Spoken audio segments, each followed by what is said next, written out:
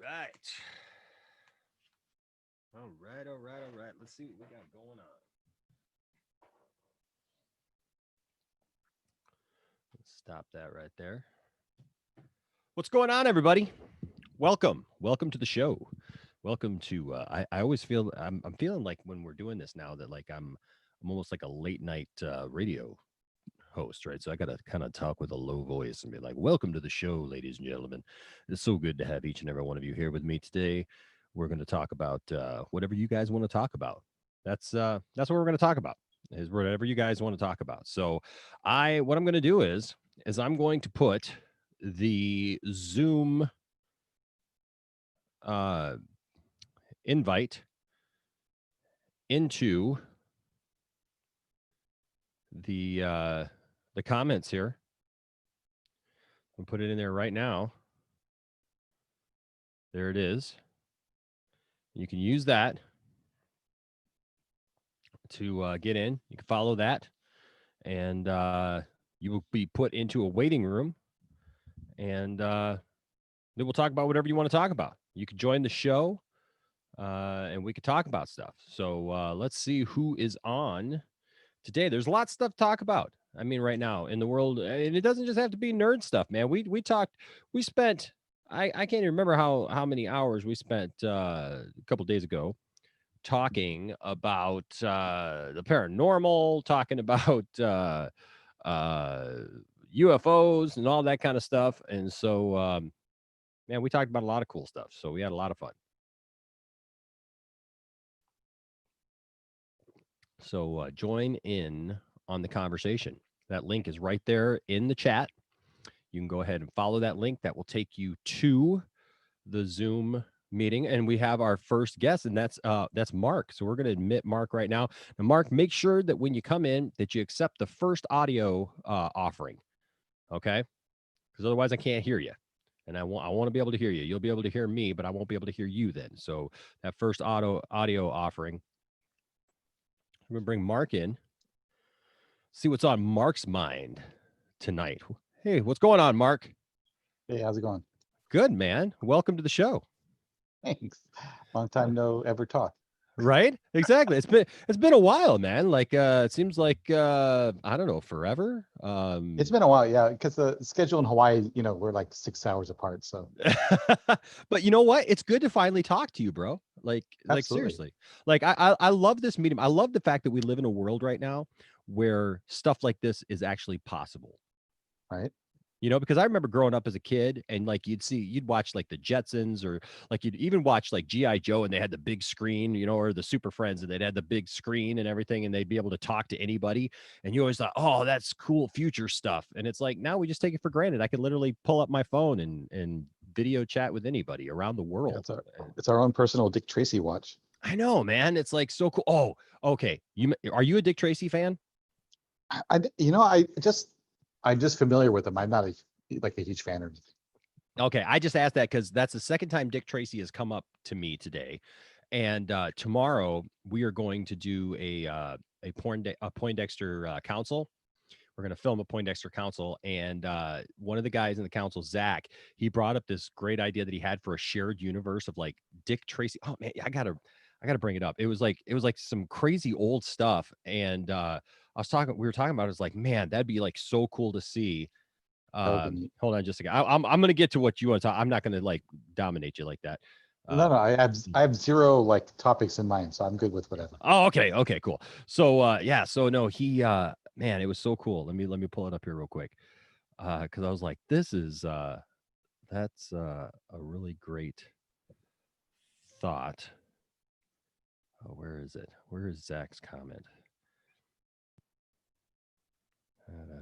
We have this thread where we try to talk about topics and conversations and kind of see like what like what we can talk about next, and Hmm. let's see here. I'm now I'm not gonna be able to find it, right? But like it was So, like, yeah, I know, right? It's live, man. What can I say? But yeah, no, it was like It was like Dick Tracy. Oh, because they were all talking about the Fantastic Four movie today because that went live on. Oh, here it is. Here it is. Yeah, they were all talking about Fantastic Four because Josh Trank's Fantastic Four movie went on Oh, sure. Disney today, Disney Plus today. Oh, interesting. Yeah, so that was kind of a surprise that they actually uploaded that movie. Yeah. Because that's kind of the first four. That's kind of the first step into the Fox world's Marvel. Yeah, they don't have any like all the X-Men stuff or anything like that on there. Yeah, and it's surprising that they would do that movie of all Maybe movies. because it was like kind of a one-off, and so if they do the X-Men, then they gotta feel like they gotta do all of them, right? Mm-hmm. That's a good point, actually. That's a really good point. But yeah, I just but like it's a weird movie to do that, right? Because like it's not a popular movie. Yeah. I mean, I like the first half. Most people say the same thing. Like the first half, then it falls apart. But Yeah, yeah. anyway, Oh, they yeah, go might ahead. as well put like Howard the Duck in there too or something. Oh, dude, I love me some Howard the Duck, man. I'm one of those people, dude. I love that original movie. I don't know why. It was just something that I saw when I was a kid, Mhm. and I loved watching it. I Yeah. loved seeing that movie. Anytime that movie was on, I would watch it. I give me the key code. And it had It that. reminded me like But the movie version of Chuck E. Cheese. I could see that. The animatronics were kind of similar in that time frame, you know? Yeah, I mean, it was yeah. better, obviously. Well, yeah, but it was just so funny. I mean, the humor and then of course, I mean, it had Leah Thompson in it, Oh, that's and right. She was in it. oh heck yeah, she was in it, man, and she looks awesome in that movie. Oh, wow. Dude, I have to find that again. she is a gorgeous woman. But in that movie, she is just prettier, it seems, than pretty can be. And it's totally 80s because she's got her hair crimped, you Mm. know? Oh my gosh, she's in a rock band, and it's like, holy Oh, cow. that's right. Wow, I really gotta watch that. Don't think I've seen it since the 80s. Who It's else? been a Oh, while. what's his name's in that movie too? He's a big time activist now. Um, That might I'm be it. well, see, I'm doing this with Zoom, so I can Sean just pull it Penn? up. No, not Sean Penn, but close, close. And we got some people in the talkback thing. So we'll get to you guys' comments in the talkback, but also know that hey, this is here for everybody. So anybody is welcome to join. Either if you want to join in with me and Mark, or if you want to wait till Mark's done talking to me, and we can get you on. That's what this is. I'm digging kind of doing this kind of thing right now. Like It's pretty cool. I mean, this is a whole different level of interaction, right? right. Like I was actually interviewed today. There's a channel called Lightcast. It's a guy named Matthew. It's Lightcast podcast, and he interviewed me today because he liked some of my videos. He liked some videos that I did about Mhm. Jody's Corner and that whole controversy thing. Oh, We right, talked right. and we talked about DC and like the state. And I'll tell you what, you guys, he shared some stuff with me. I've never heard from somebody like it's like insider stuff, that like Oh, anybody's ever told nice. me, like, I can tell you this, but you can't tell anybody. Dude, I got some of that today, and I am waiting with bated breath to see if this stuff happens when they say it's gonna happen. Cause holy crap, I wish that I could like tell everybody. Like, I swear, like it's like, oh, it's like cool to know, but then at the same time, it's like, oh man. Secrets are a double-edged sword. I know, man. And it's like, like I don't want to do that, but no, Tim Robbins. Oh, Tim Yeah. Robbins. Wow. Shawshank Redemption himself. Yeah, man. He is in that movie. He's the main guy who's like trying to like he ends up being the manager of the band and all that stuff at the end. He's the one That's flying hilarious. he's the one flying around. And then of course there's that Jeffrey Jones, who's just the creepy guy, who's the creepy guy in all the stuff. Let me see if I can do this. I want to see if I can uh, uh, pull this up, and I'm gonna because it's Zoom, so I can share my screen, so I can show you guys what I'm looking at. If you guys can see that right Oh, there, yeah. That's Leah Thompson right there, Oh, man. that is some tall hair. Oh, doesn't she just look great though? I got a thing for that though. You That's know, awesome. yeah, I got. But look how good Howard looks. That's not bad at all. Like the eyes and everything worked so well for that movie. I miss practical effects like that. Yeah, I mean they got to stick a human head in there too, so it's like the one in Guardians, right? That one was more true to the comic book, but this one is Yes. considering the practicality of putting a person in there. Did they do a really good job? Yeah, man. But yeah, I get what you're saying. Guardians, it's definitely more comic book accurate. Sure. Uh, but yeah, it's super cool. Yeah. So let me read you this real quick, and then we'll maybe Hmm. continue with this Howard the Duck discussion. But no, Zach said, he says, so I have a random thought, and I know well, I won't get all that. He's been MIA for a while. He had a kid, and so he That'll hasn't been do it. able to. Yeah. So he says, but I was watching Dick Tracy the other night. It's the 30th anniversary, which I can't believe that. That's just Oh wow. crazy. That's just crazy. And uh, says, what about a team up with Warren Beatty's Dick Tracy, Alec Baldwin's The Shadow, Billy Zane's The Phantom, and maybe The Rocketeer? He says, I feel like those 90s radio drama movie type things could be a shared universe. And he says, and yes, I know The Rocketeer isn't actually a radio drama. It's a Disney property. He says, but I love it. And I was like, Oh, that'd be kind of cool. Was that that Billy Zane?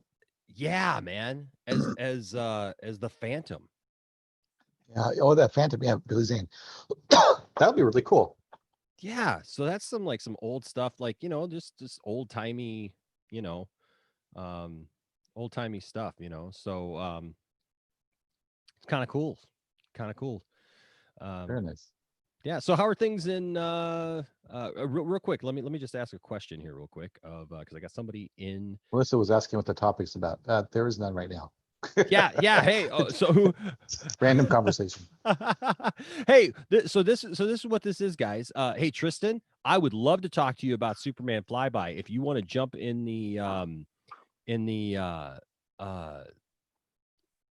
in the meeting here at some point, just know this, guys. So if you get in the waiting room, just stay in the waiting room, because I will get to you. Right? We're gonna go through. We're gonna talk, and if I see somebody in the waiting room, that shows me that somebody's waiting. Otherwise, I'm gonna keep talking to Mark, because Mark and I haven't talked in a long time, like ever. So Ever. so we're gonna let Mark talk, and we're gonna have some fun with Mark. But no, get in that waiting room, and then that way I know that you're there, and we'll talk to you, because I would love to talk about some of this stuff. So it's just a round robin tonight. Whatever you guys want to Excellent. talk about, it's Late Night with Enosh. You're listening to Late Night with Enosh, and here on the Poindexter Lounge Radio Network. I got my coffee. I hope you do too. And we're going to send out a personal. We're gonna send out some personal love all across the seas, all the way to Mark in Hawaii. Um, but yeah, guys, so that's where the link is there. Actually, you know what? I'll put it here again for you guys. You can just click on that. If you don't have the Zoom app, look, next month I'm switching over to StreamYard, which is a lot easier, because all you guys need is the link. You don't even need to have a an app or anything. You just Right. make an account, and then you can just join right in. But I didn't know about that when I started, this whole thing a couple months ago, being able to do stuff like this. And so but I've been working with some other people, and so we're getting there slowly but surely, right? No. But Is yeah, that Lando? yeah, that's Lando. That's my son. That's my boy. That's my boy. That's my It's a boy for hilarious sure. name. Thanks. So Mark, how's things in Hawaii, man? They're tropical. It's good. What do you say? It's Hawaii. I pretty much stay home all day, so I don't really know what's going on outside my doors. But Yeah, that's kind of everybody's. Like, how hard were things hit there on the it's not too islands? bad because they clamp down on people coming in. Plus, we're pretty isolated, so we're in the like around 700 or so altogether. Okay. Um, we just had a slight spike, I think like 23 in one day, but up to then it's been like one or two a day, Oh, wow. if Okay. any. Yeah, so we've been pretty lucky. I mean, That's because we're awesome. just a group of islands like thousands of miles from anywhere else. So Yeah. Well, yeah. Yeah, Here, and they cut out a lot of visitors, so it went from like 30,000 people a day coming to Hawaii to like 300 people a day coming to Hawaii. wow. Yeah, I know some people personally who were thinking about actually going to Hawaii because the cost of going to Hawaii just that dropped a lot. just dropped so much. And yeah, that's Unfortunately, just they have this enforced two-week mandatory quarantine. So if you come here, you got to sit in a room for 2 weeks before you can even go outside. really. Yeah, and they've been arresting people and sending them back if they violate the quarantine. So a lot of people don't want to just sit in a room for 2 weeks. You got your trip is really inexpensive, but half of your trip Has a you're going to great, spend in a hotel room. you have a great view, but that's about it. Yeah, so sometimes that's all you need. I know I have friends who planned the trip of a lifetime. Hold on a second, I gotta get this Yeah. here. No, they planned the trip of a lifetime to Hawaii. They were super excited about it. They saved up and everything and got out there, and it was during one of the government shutdowns. Oh, geez. So trying to make sure that my all my stuff doesn't die on me. you know. Charge it up, But charge it up. yeah, right. But no, so yeah, they planned this whole trip, man, and they got there and they couldn't go see anything. They couldn't, they couldn't go to the national parks. They couldn't go Uh, to the museum, to the Pearl Harbor thing. I mean, everything was closed. And so, I mean, they got the beaches, I guess. I mean, who wants to go to Hawaii for the beaches, right? I know they're really overrated. It's just like white sand and ocean. Yeah, I mean, like that's not a big deal. I mean, Nah, nah. but you guys do have tiger sharks there, right? We do. Yeah, you can swim with dolphins. You can do all sorts of stuff with big Oh, turtles, so it's crazy. tropical fish. It's crazy. I've been to Hawaii, but I don't Right. remember it. I don't remember it because That was a while ago. I was really little. I was just a baby. I've got pictures, but I could say I've been there. I guess it's time for another visit. I would love to come to Hawaii, man. I tell you what, that's like one of the things. I never went on vacations. You know what else I like about these meetings is like I noticed the last time we did one, like I ended up sharing just a lot of stuff about like us, for people like so you guys can get to know us a little bit better. For But sure. yeah, so I never went on vacations. Like my entire life. Like I grew up in a home we were I grew up in a home where I was a singer. I started singing when I was like 9, right? I recorded Hmm. my first album when I was like 12. And so my family, we traveled around the country a lot. And I would do concerts at churches and events and things like that. And so we just, like all of our vacation time was caught up in that, Right. was like because that was all of our off time was actually we were on, and we It were was like a working trip. yeah, and so, like, I got to see a ton of the country. I mean, I was trying to count it up. I can't remember how many states it was, but I've seen, like, most states now. There's just a That's few cool. that I haven't been in, and so that was really cool, but I didn't really spend a lot of time in those countries. Right. Or I mean Yeah. those countries. Yeah. Well, now we've got new countries popping up, in Seattle and everything, That's but I right. mean, Yeah. in states. But so the crazy thing, Mark, is that um then I started my first band when I was 15. I'm not 15. Hmm. I'm sorry. I started playing guitar when I was 15. I started my first band when I was 17, 16. Sorry, I'll get it together. 16. And that was all my vacation time too. Like I had a regular job, and everything, and I had to work. But all my vacation time and every time I got off, like my band was traveling. And so we traveled a lot over the Midwest and stuff of the United States. Nice. And so that was all my vacation time. So when I married Tiffany, dude, that was the first vacation when we went on our honeymoon. Like even before, like everything was always it seemed like a working kind of deal. When I married Tiffany, Tiffany took me on a cruise. We did a 7-day uh Caribbean cruise. And it was so nice not to have to be anywhere, Right. You just can right? relax. Yeah, it was so nice. We'd go up on the boat, and then like we ended up in Jamaica and uh, like a good part of Haiti because the cruise line owned an island there just off of Hmm. Haiti, and so Labadee. And so we went to Mhm. Labadee and then the Dominican Republic, and like we drove these little speedboats. It was like James Bond, and we're like jumping. Of course, I was a lot fatter back then. That was before I had my weight loss surgery, and so like we were having to kind of push the boats a little bit, kind of rock the boats to get them to go. Once we got them going, we were fine. And we went snorkeling, and it was just so great. And then the year after that, Tiffany actually saved up because she knew that like once we were into our marriage and everything, that we may not get a lot of opportunities to go a lot of cool places for a while, because life. And uh and it was cool because she saved up, unbeknownst to me, and our 1 year anniversary she took me to Cancun. Mm. And it was the same thing, man. We spent a week in Cancun, and it was just not, we literally didn't do anything, man. It was all inclusive, so like we could eat anything we wanted, do anything we wanted to do, lay out on the beach. We watched giant huge turtles come up onto the beach, and it was like, this is fantastic. I That's could I awesome. could I could deal with this vacation thing. But Yeah. but yeah, It's man. hard, I know people that have a hard time doing absolutely nothing, but I've never had that issue. I'm okay with doing nothing. Me either, man. I'll tell you what, I've known people like that too, who are just like stuck on, like, they got to have schedules, you Right. know?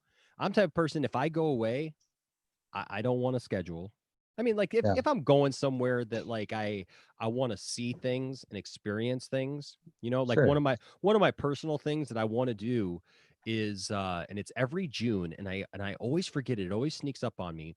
But we live about 12 hours away from Metropolis, Illinois, Oh, and they have the Superman uh uh celebration there. right, right. And the whole town apparently is Superman themed, because it's Metropolis, Nice. Illinois.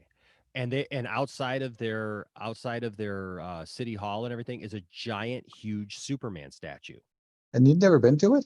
I've never been there, man. I've wanted to go ever since before Landon was born. So Oh my God, I'm he just surprised you didn't found the celebration.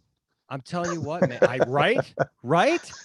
Uh, and so like every year I talk about it. We say, hey, we should go, we should go, we should go, we should go. And it seems like every year I forget.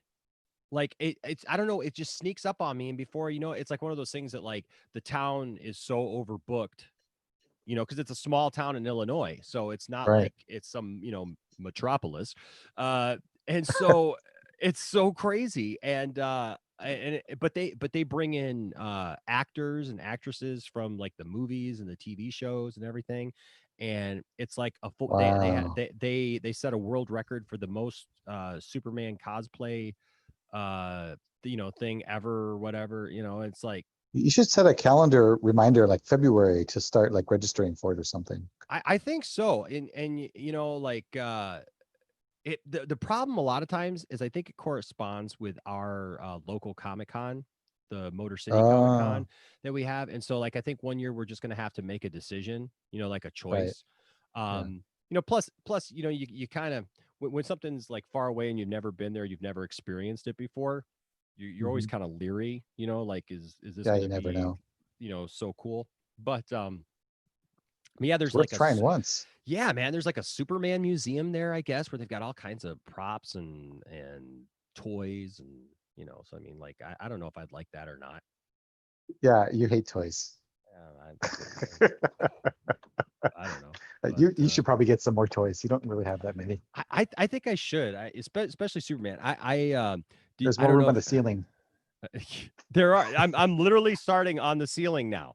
Like Yeah, this is the Black Series Star Wars wall, I can and still see Wall. well, this part right here, because you Yeah, can what see happened me. there? Oh, so that part right there, that is I redid this wall uh a couple of weeks ago, because Right. I had originally had it where it was all tacked, and they all have these little things at the top. Here, I can show you. I got toys out in here underneath the desk too. Okay. So the toys, they have these little hooks, these like Right, little right. J hooks at the top. So I was putting Hey, it's a yeah, it's Kanan. Kanan. And Nice. actually you guys can look forward to this. I'm going to be giving this Kanan away. We Oh, got some thank you. No, I'm just yeah, kidding. we got some cool stuff for giveaways. I got a couple of these troopers and Oh, stuff, and nice. so we're gonna be doing those as giveaways here coming up. But so it's got those little tags, and so I was hanging them up with tacks, you know. Right. But the way that I was doing it was I would have this, and then the one above it was like that. So it was like spaced, Oh, yeah. about an inch or so, Yeah. right? Well, you go from top to bottom, and by the time it was down at the bottom, you could It's like a almost, whole row worth. yeah, you could put like a whole row's worth.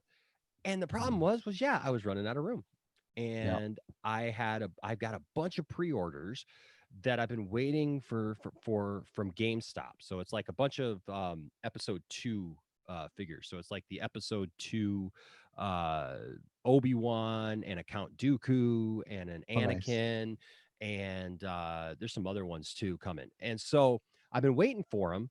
And so but I ran out of room on the wall with the way that it was set up. So now I put it where I bought like flat tacks Right, right, instead right. instead of the regular ones. And so I could put that on there, put the flat tack in there, and then put this one right up on top of it. So there's no space now.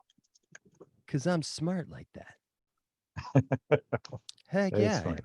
And so anyway, so that's what it is now. But see, now I've got I knew that those were coming, and I kind of got a little bit of a method to my madness. So that row right there is like a bunch of Jedi. So you have like Yeah, I see uh Qui-Gon. yeah. Is that So Qui? yeah, let's see, is Qui-Gon, yeah, Qui-Gon's there. So it goes from the beginning, it's the blue Or Mace box, Windu? it's Obi-Wan, the ghost Obi-Wan, and then it's Luke from episode 8, then it's Qui-Gon, and then it's Padawan Obi-Wan, and then it's Mace Windu. And then down here at the end, see, I've got like Jedi Ray from episode 9. And so in the Nice. middle, I need to put, because that's right, because it's like Plo Koon, it's Kit Fisto, Nice. and somebody else, maybe Anakin or that Obi-Wan, I think, from episode 2. And so it's that. And then right after Ray, I've got like an Imperial, or I've got the red Emperor's Guard, and then I've got some Praetorian Guards with uh what's his name, Snoke, in the middle. So it kind of goes to the bad guys. And so All right. I'm gonna put Dooku there, because Dooku, of course, Was used a to be Jedi. was a Jedi, right? And Yeah. so there's a method to my Yeah. madness, like I'm But not just. his lightsaber got bent, literally and figuratively. That's right. That's right. So we're kind of doing the thing, right here. So Very hey, cool. I want to say a shout out though to Melissa's World. What's up, Melissa's World? Yeah. She's commenting a lot in here, and so I want to recognize her. And Oh, she said good night to. I was sorry, Melissa. I was saying good night to Brian Hill, not to you guys. yeah. Ampario, good to see you tonight. Let's see who else is here. Melissa's World's commenting a lot, so that's good to see. And Eric, what's up, Eric Sledge? I always like Eric. Eric comments a lot of stuff, and I always like him. And so look, Jennifer Quinn was here. Tristan's Edits was here. Uh, yeah, guys. So if you're here and you want to talk, and the great thing about this is, and Mark is showing you guys, because I know some people are like, I don't want to be on screen. I don't want people to see me, whatever. They don't have to see you. Yeah. It's just got Mark's name there, and Yeah. that's cool. That's cool. My background's a little messy, so I didn't want anyone to see. It puts the pressure on me, because now people got to look at me. People got to Yeah, watch me, and that's I the don't know that, idea. and I don't know that they always want to do that. Uh, I don't know that I can carry all that by myself, Mark. You know what I mean? Well, Like, they're just trying to count the action figures behind you. exactly. Actually, Melissa, I'm going to do a room video, because I need to do an updated room video, because this room, I mean, I got Star Wars Black Series figures there, but then like up here I got like the card back figures, that come out. And yeah, so I just got a lot of different stuff. But I'm doing this with I'm still trying, Mark, to upgrade my systems, always. Mhm. But I'm broke because of this stuff. Ditto. Yeah, I understand. And so priorities, right? And so I'm using the laptop right now for this, but I want to be able to get like a nice camera and be able to put that in, so you can see my ugly mug in high definition, I guess. And Oh, right, right. Yeah, but and I use my phone. I tell you what, you guys have no idea. I use my phone for most of the videos here on the channel. No, phones have That's a great camera. The quality They is do, fantastic. man. And I tell you what, it's got iMovie like built right into it. And with Yeah, most of yeah. the stuff that I do, I've done stuff with iMovie that people who I know who like, use After Effects and they use, all these, programs and stuff. And they're like, well, you didn't do that with iMovie. And I'm like, yeah, I did. And they're like, yeah, but you didn't do that on your phone, right? And I'm like, yeah, I did. Like No, it's very versatile. I used to do the same thing. you get creative. You get Yeah, creative. absolutely. Yeah. So So I'm gonna have to say I apologize. It's 8 o'clock here, so I'm gonna have to bow out. But all right, man. it Well, was we really got nice to talk to you finally after all this time. absolutely, man. Thanks for coming in, man. I appreciate you for sure. We got a couple of people Absolutely. in. You got that's perfect timing because we got a couple of people right now in the waiting room. So Awesome. hey, Mark, you have a wonderful time. Keep You too. enjoying Hawaii there, And and say hopefully hi to the maybe family for me. I certainly will, and hopefully one day I get out there and we can enjoy Hawaii one day. Likewise. So, all right, man. Have a good night. All right, Have a take good care. night. All right, I'm gonna bring in. I don't know if it's Budai or Budi. Wilson, I will say to you, please stay in the don't leave. Stay in there because that's how this works, man. You are in the queue, so I see that you're there. So don't think that I don't see that you're there. But we're gonna bring in. Oh, and then he's gone. So that's how that works, I guess. But I was going to say stay there. So I'm going to bring in our next guest, and you're going to have to help me with how to pronounce your name. But also make sure that you pick. It's going to ask you uh, where you want your audio coming from. So make sure that you tell it that you want that first option.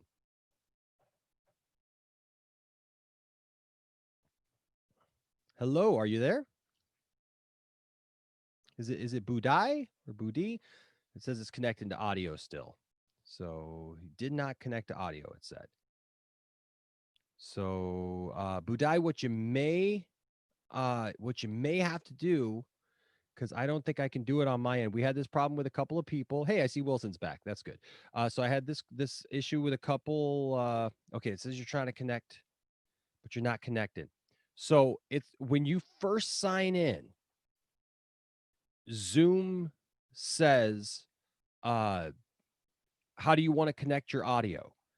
And so you have to use the computer audio, not the dial-up audio or the phone audio. You have to. It says compute. It's like usually the first option that it gives you. Unfortunately, that happens when you first get in. So I wish that I could change it and do it, but I can't. So what we're gonna have to do is you'll have to sign out and then come back. Okay, and then make sure that you pick that first thing because I can't hear you with the way it is, and I can't. It's not a thing that you're not muted. It's you're just gonna have to go out and come back in. So I'm gonna go ahead and go to Wilson, and then we'll welcome you. Oh, I can see you. I can see you, but I can't hear you. So go ahead and it looks like you're going to try one more time, but it's not connecting, man. It's not connecting to the audio. So go out and come back in, and we'll get back to you. Okay. All right. Awesome. Wilson is joining. Hopefully, Wilson just heard my speech on how to join the audio. We had that problem a couple nights ago with a couple of people who unfortunately I couldn't hear. But Wilson is joining. Oh, looks like it kicked him out. Well, that's no fun. You kicked the guys out. That's not cool. What's up, Darth Tasty? Yeah, man, we're doing the late night thing. We're doing late night with Enosh, and oh, here's Empario. Okay, so we're gonna let Emparo in. See if this allows them to join. Looks like it. Now, if you just connect to the audio, we'll be good. Hey, I hear something. Hello. Hello. Hi. It's nice Hi. talking to you. It's nice talking to you. All right. My name is Amparo. You are the one Yes. that calls Ampario. Oh yeah, that's how it looks sometimes on my thing. So I am sorry, but I know. It's all Amparo. right. I know Amparo. it's kind of a hard name. It's an old Spanish name, so I get it. Yeah. Well, my name's Enosh, so a lot of people get my name wrong too. It, Yeah, I know. We have a problem with that. it just happens. But it's so good to talk to you. And now I know it's Amparo, and I will make sure that I get it right from now on. How did it go with the concert the other day? The concert went well. Yeah, we raised a little bit of money. I haven't heard because there's still people who are telling me they're going to give to it. So I haven't got like a final number, or anything. But it went well. I mean, we had about 700 people total between my channel here, because we did it both here on my channel, and then also we did it on our Facebook page, on the Waking Vegas Facebook page. And so then we shared it, so we were like comparing it all, and like I had over 150 people who watched it on my personal Facebook page, and then each band member shared it on their Facebook page. So we had about 700 people who watched that little home thing. And so that we were joking, that's like the biggest show that we've all done together. Wow, nice. Nice to hear Yeah, that. yeah, so it was fun. Yeah, I hope that you enjoyed our little acoustic show there. I certainly did. I love all the 80s music and 70s as well. I'm kind of old. I'm 53, so Okay. all the 80s is like my thing. Mwah. I love the 80s. I tell you what, if I had a time machine, that's where I would go. I would go to the 80s, man, because the 80s were just a special time. There was just, I don't know, everything Yeah. wasn't perfect. Everything's not perfect, but the music was fun. The hairstyles were fun. The The people, movies, the everything. movie, yeah, yeah, yeah. It's just good stuff. Good stuff for sure. I know. And during this time, we are all in pretty much lockdown. I mean, I'm in Seattle, so Okay. Oh, yeah, wow. So you're in Seattle. yeah, That's right. I remember Tiffany mentioning that when we were doing this. So you're in Seattle. So I love Seattle. My family is from Seattle. I have family in Seattle, and my dad lives in Seattle, and I have a brother and two sisters who live in Seattle. oh, And I was just in Seattle back in November, and so I was driving all around uh, Seattle looking for toy stores and comic book shops and stuff like that. And yeah, I had a rental car in a few days, and I was having a good old time driving around Seattle. But I know that there's a lot of stuff going on right now in yes, Seattle. a lot. And pretty much, I mean, a lot of things are still closed or just started to work. I mean, I work in a hotel here, and it just opened, and there is pretty much nobody there. Mm, yeah. So I'm still on furlough, so I'm still waiting. Okay. But eventually, things will get back to normal. Yeah. Yeah, I know that's how it is around here too in Michigan. They finally opened it up where we can go, different places, and they opened up our mall. And I don't know if you saw, I shot like this little quick video the other day because I had to get new tires for one of our cars, and so I had nothing to do. So I walked across the street from the tire store and I called the mall, and I'm like, "Hey, are you guys open?" And they're like, "Yeah, the mall's open." So I was like, "Cool." And so I went over there, but most of the stores were still closed. Like the mall was open, but the stores were closed. So like the stores that I would usually go to, that we've got a what is this store called?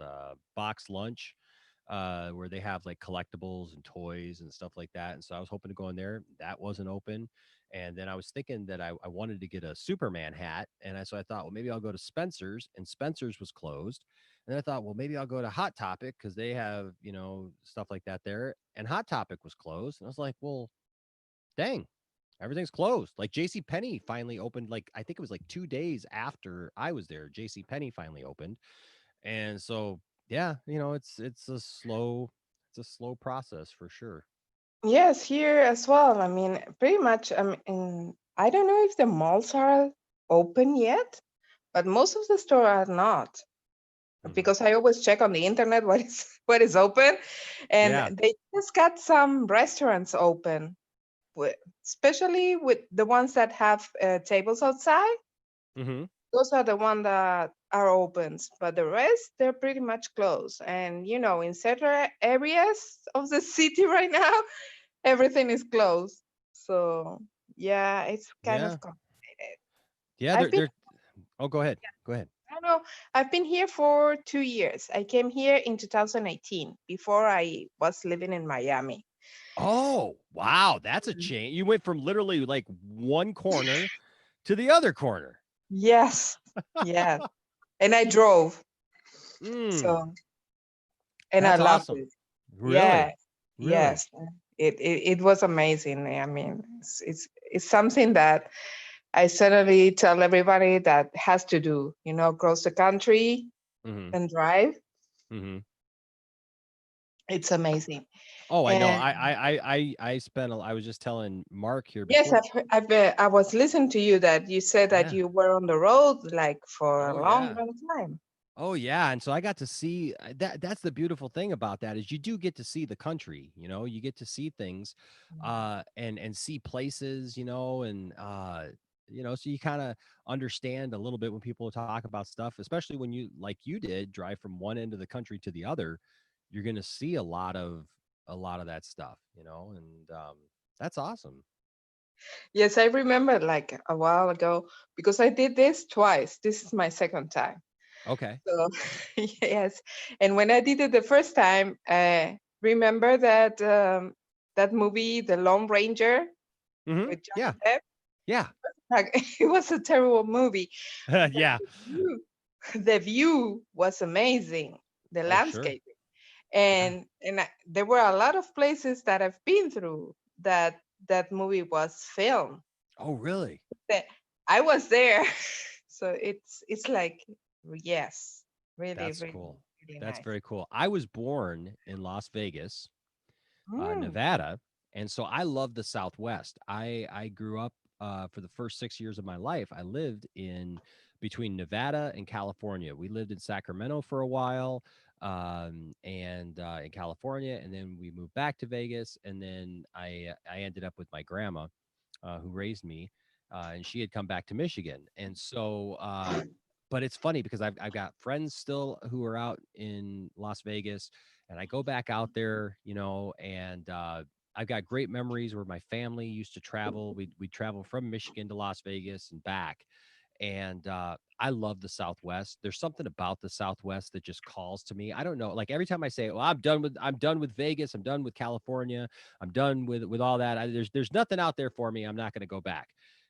And then, like a couple years ago, I went to a conference in just outside of LA, and I was there for quite a few days, probably 5 days, and I had a rental car, and I drove all over Los Angeles. I mean, I drove from Laguna Beach all the way, which is pretty far outside of Los Angeles, but I yeah, drove from Laguna Beach all the way to Hollywood, and I ended up going to the Warner Brothers studio lot, and I did all that stuff. I made a video about it, and it's on here on the channel, and I just had so much fun. But it was crazy because I was by myself because I was there for a conference, and so the family wasn't there with me. But I came back telling the family, "Oh, I got to see this and this and this, and I got to see the all." They had like a thing about like all with a ton of Batmobiles and stuff from all the different movies and stuff, and oh I my was just, god, that's so oh yeah, cool. they had Ben So Affleck's. cool.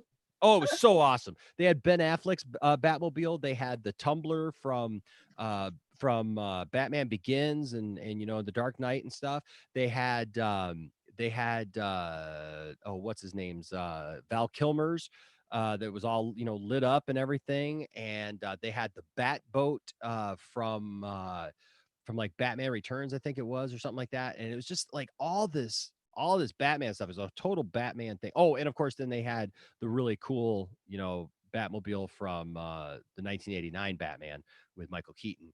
And Yeah. so I just had a ton of fun. I mean, I got to go on the back lot where they film all these shows, and it's so cool, Amparo, because now I'm watching TV shows and I can see where I was, and I learned stuff like I used to be a big Dukes of Hazzard fan, and that's where they filmed the show. And so like I found out that Hazard County in the show was actually the same place that they shot Gilmore Girls. Oh, wow. Yeah, and so Stars Hollow on Gilmore Girls is Hazard from the Dukes of Hazard, and like you would never know it, but it's got the gazebo right there in the middle of it, and they were taking us around and showing us like all these uh things, and it looks like a little town, right? You're in the middle. Like I don't know if you've ever been to that, but for anybody listening No. and you haven't been to like a studio lot tour or whatever, like I had never been, and I didn't know what to expect. And so like you're driving around the place, and there's all these big buildings and stuff. We got to see the building that they filmed Big Bang Theory at, and we didn't get to go in there, but we got to go into the building where they were filming uh uh Fuller House for Oh, Netflix. yeah, And that was yeah. crazy because to actually be there and to see that set, because it's the same, they basically recreated the set from Full House. And I watched that show when I was a kid, and it was so cool because it's like I'm looking at the set, and they wouldn't let us take pictures of that though, because they said there was some kind of spoiler thing. I don't know what could have been a spoiler, but they said we couldn't take pictures of that. So, and Tiffany and Landon loved Fuller House and Full House and stuff, and so I was kind of bummed because I didn't get to take a picture of that. But then they take you out there, and it's like a little city, and they're like, hey, this is where they filmed ER back in the day, and this is where it was so cool because they're like, and this building was the Daily Planet on Lois and Clark. And it's so cool because now I watch episodes of Lois and Clark, and I'm Wow. like, I was there. And then there's a really cool building that's got all these steps that was supposed to be City Hall in the 1960s Batman TV show. Oh my God, I love that. I grew up with that when I was a very little girl with Yes. the Batman. And that's, by the way, that's the only Batmobile that I had the chance to see in person. Oh The one yeah. from the 1960s. I think there are two of those. Yeah, and Um, there's a lot of people now who are doing recreations of that. We at our Comic-Con a couple years ago, there was a guy there who had a replica that he had made, and we got to sit in it, and we got to like play around in it and take pictures in it. And like Tiffany's on the bat phone, and like I was on the bat phone in the car, and she's driving the car, and then the boys got to get in it, and yeah, that was super cool. That was super cool. Love that. But it was yes, super cool I because grew they. up. Oh, go ahead. I'm Yeah. sorry. No, no, no. It's just that I grew up with that Batman, and that's how I became a DC fan Oh yeah, because that's of awesome. that. Absolutely. And unfortunately, I haven't had the chance to meet those celebrities, those movie stars, because I've been working in, um, we can say 5 stars hotels, where I had the chance to meet a lot of celebrities, Uh-huh. but not one like I haven't had the chance to meet or Ben Affleck or Henry Cavill or any Mm. of those, all the ones before. No, Hmm. no, no. I met Bruce Willis. Oh, and Dwayne Johnson. Yeah, I And got the and chance when who's he who was doing Baylor's. Baylor's. I don't know how you pronounce it. I'm sorry. I'm from Uruguay. I speak no, Spanish. oh, no, that's fine. No, you're fine. I can understand you. I just it like kind of cut out for a second. So I didn't hear who the second person was. I heard Bruce Willis, but I didn't hear the second person. Dwayne Johnson, The Rock. Oh, Dwayne Johnson. Yes, yes, Yes, yes. he was Okay. doing an episode of Baylor's, the TV Ballers. series in Ballers. Ballers. Ballers. Yes, Yes, ballers. on Yes. HBO. Mm-hmm. He was doing an episode on that hotel that I was working, There and you go. so he's he's a very nice person. Really? That's awesome to Yes, hear. he's huge. He definitely is. He is huge. Yeah. Yeah. Yeah. Well, think of it this way. Think of it this way, Amparo, is that, in the next couple of years when he is in the movie Black Adam. I know that's the only one I can say. Oh, I also Jennifer Garner, which was Elektra. That's Marvel, but well, Yeah. okay, Yeah. yeah, Yeah. That's awesome. That's yeah. awesome. You know what? I we've gotten at our, at our Comic-Con, we've gotten to meet, some people. I did get to talk to uh uh what's his name, who played Batman back then, Adam West. Oh my I God. got I got to talk to before he passed away. Yeah. I got to talk to Adam West and Burt Ward. They were both there, Oh my God. and we were gonna get pictures, but it was crazy expensive to get pictures with them. But Really? they did a panel discussion, and you can see this video actually here on the channel. If you I will check it out. go back to our videos, it'll say like Adam West and Burt Ward, because they did a panel discussion, and you could come up and ask them a question. Mm. And so I came up and I asked him some questions, and he really liked my question. That's why I put it on the channel, because he really liked my questions. And I made a joke because we're from just outside Flint, Michigan, and there's been water issues and all that stuff. And so like it was kind of in the middle of that, kind of in the beginning when that stuff started happening. And I made the joke to him. I said, "Hey, my name," because you had to say your name and then where you're from. And so I said, "Hey, my name is Enosh. I'm from Flint, and I'm here today. I have a question for you." I said, "No, I'm not going to ask you to come to Flint and save us from the dastardly people who have poisoned our water." I said, "I have a real question," and they thought that was pretty funny, and because it sounds like a Batman TV show scenario, that poison the Yeah. water or something. Uh, but no, they were great, and they just joked, because what I actually talked to him about was the fact that I loved that when Adam West was alive, that he never took himself too seriously.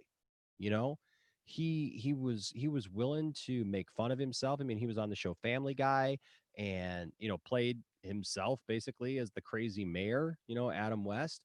And Mm. he just always did that. He always did funny, silly things. And it was right before, I don't know, did you see the two animated movies that they did of those characters just a couple years I ago? saw one, only one. Okay. Apparently there's a second one, and I don't think I've seen the second one either. I saw the first one, but it was right before that came out, and nobody knew that that was coming out yet. And he told everybody at that Comic-Con, he said, "Hey, pay attention, because something's going to come up here pretty soon where we're going to be back as Batman and Robin." And everybody like lost it, and then later they announced that animated movie, which was cool to see, those characters back, Of because course. it was a silly time. It was silly, it was funny, it was lighthearted. But I always say we need all of that. There's room for all of that. There was another time. Yeah. So you cannot judge, uh, the past the way we see things now. That's what I feel.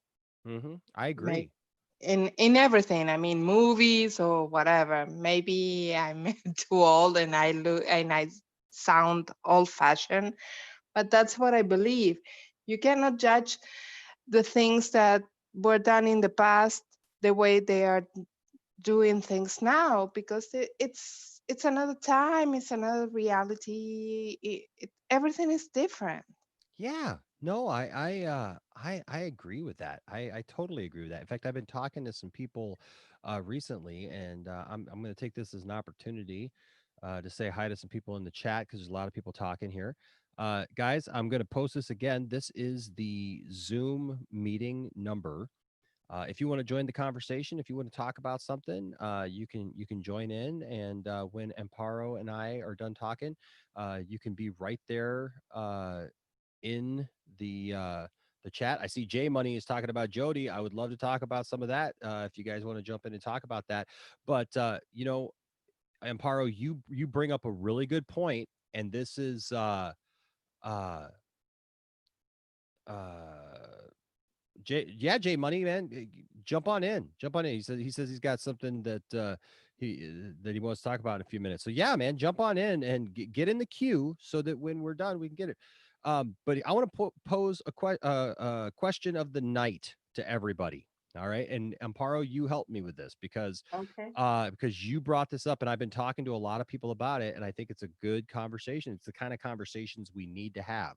Now, this last week, we saw, or last couple weeks, we've seen some interesting things. I mean, our country has gone through and is still going through some very trying times right now when it comes to racial relations and just other things, and just anger and I understand, some of it, and there's some of it that as a white guy, I'll never understand because I didn't live those frustrations. I didn't live, some of those things, and I can appreciate that.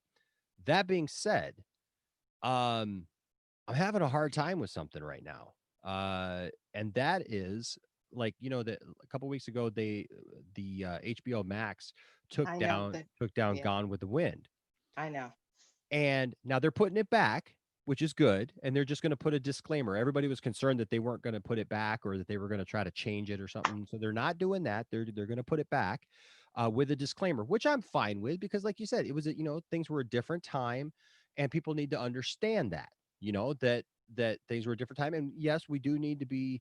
I think we do need to be sensitive somewhat to to people and where they're coming from and not glorify the mistakes of the past, but I don't feel like we should erase things from history Exactly. or or put them away. And I had a conversation with somebody this week about that, and they literally thought that, like, well, that stuff should just be in a museum somewhere. Like that, if you want to go learn about the past and like see something about Gone with the Wind, like that like a movie like Gone with the Wind should not be available for you or I to watch anymore, Yeah. right?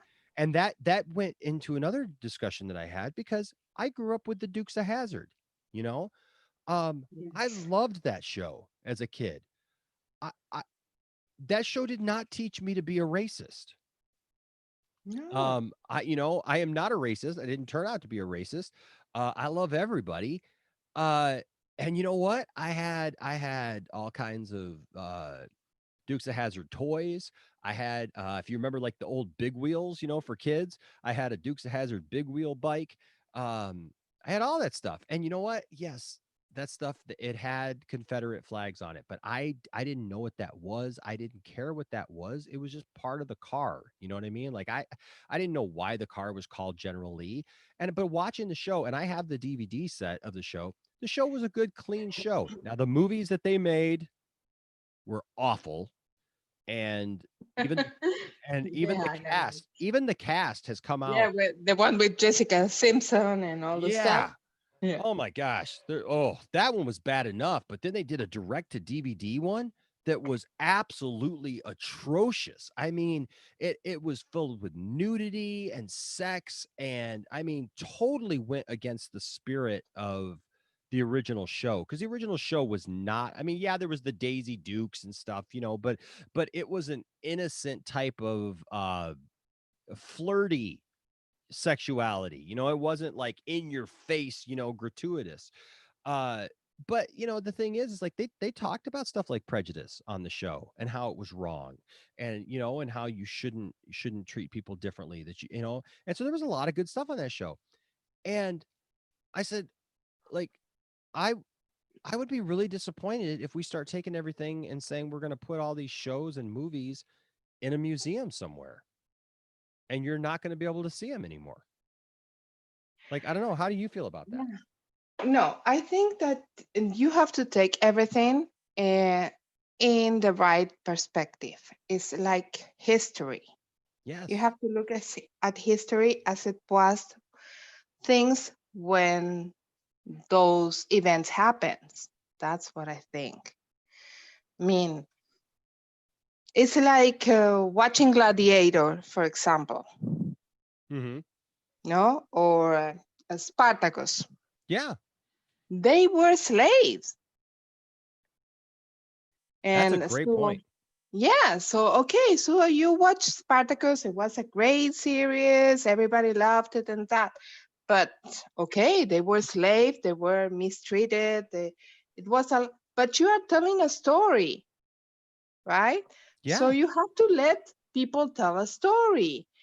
And for example, Gone with the Wind, it's not exactly the same, but they're telling a story in a point of view they are having at that time, Yeah, right? So, absolutely. and things, we see things differently here right now at this time. But in Yeah. 20, 30 years ahead, you don't know how things are going to be. Nope. That's so So, true. and you cannot start censor all that stuff because otherwise you won't know.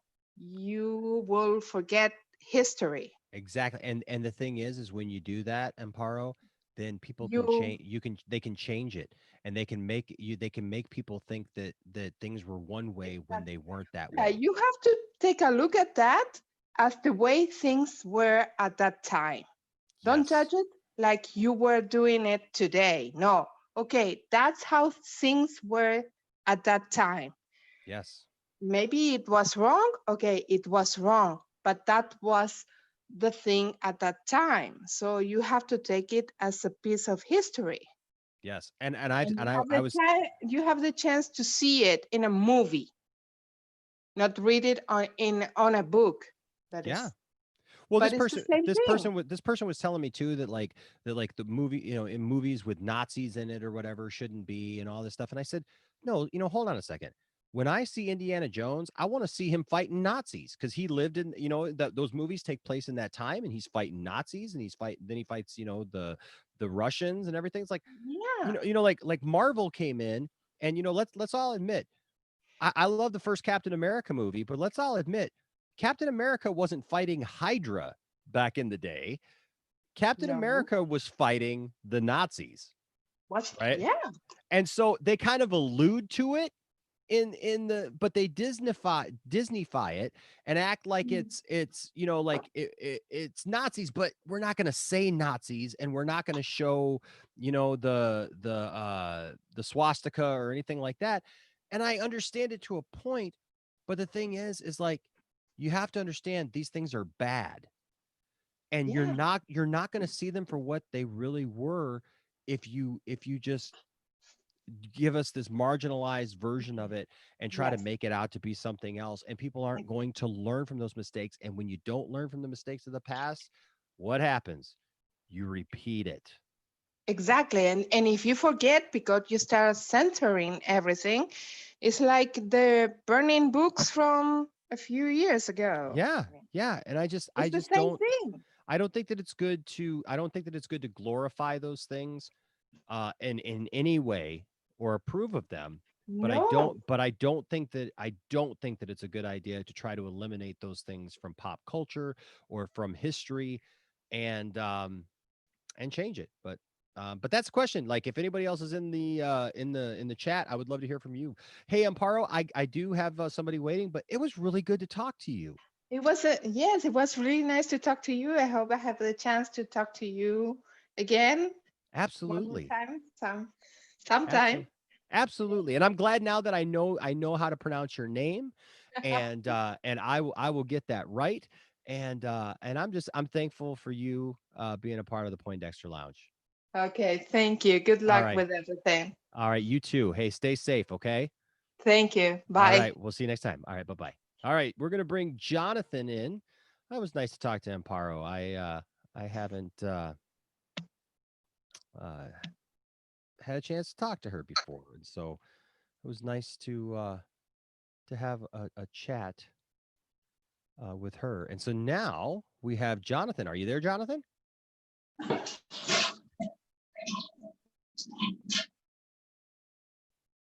Hello? Let's see. You're muted. Let's see if I can do anything about that.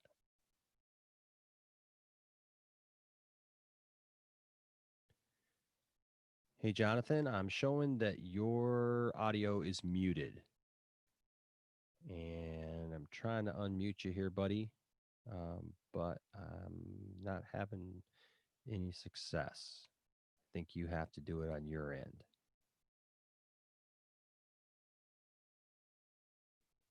Are you there, Jonathan?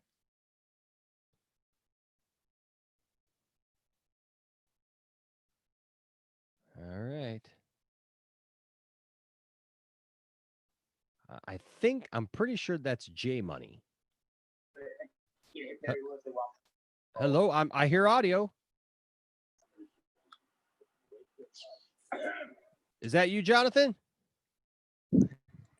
Yeah. Okay. Hey, what's up, Jonathan? What's up? Hey, are you J Money? No. Okay, you're not J Money. So okay, I thought you might be J Money because J Money was in the chat and was saying that he wanted to come in and talk to me, and your name begins with a J. So I thought that might be your cool handle, but that's okay. What's up, Jonathan? Nothing much. No. What's on your mind tonight? I don't know. Well, I just got done playing Fortnite. Oh yeah. Yeah. Yeah, my son's been playing Fortnite all night as well. Landon's been playing Fortnite, and he's been live on Instagram. Oh. Yeah, he was live on Instagram streaming tonight with some friends of his, and they were playing. Do you like Fortnite and play a lot? Yeah. It's pretty addictive, isn't it? I know a lot of people I haven't gotten into Fortnite yet. I got a lot of friends who play Fortnite. I don't play a lot of video games. I love video games and I love the idea of video games. I just don't have a lot of time to play video games. Oh. Yeah, so I don't get to play all the games that I want to. I just finished beating Star Wars Battlefront 2. Oh, Battlefront 2? Yeah. Isn't that the game where you could play multiplayer with like your friend if you have another controller and you could fight each other? I think so. I didn't get to play it I haven't got to play it that way yet. I went to the story mode, and I played it that way. And I ended up beating it, which was funny because Isaac, my other son, he was teasing me because I would get to certain parts and I was just yelling and screaming because I was like, how do I beat this thing? This is crazy. It's insane. Like I'm getting attacked from all sides and I can't fight anything off and I can't do anything. And he's like, he was telling Tiffany, he says, I don't understand why Enosh is like having such a hard time with this. Because it's not that hard. I did it. But the thing was when Isaac did it, he did it on the easy mode. And when I did it, come to find out, after I beat the whole game, I realized that I had played the whole game on the hardest level. Oh.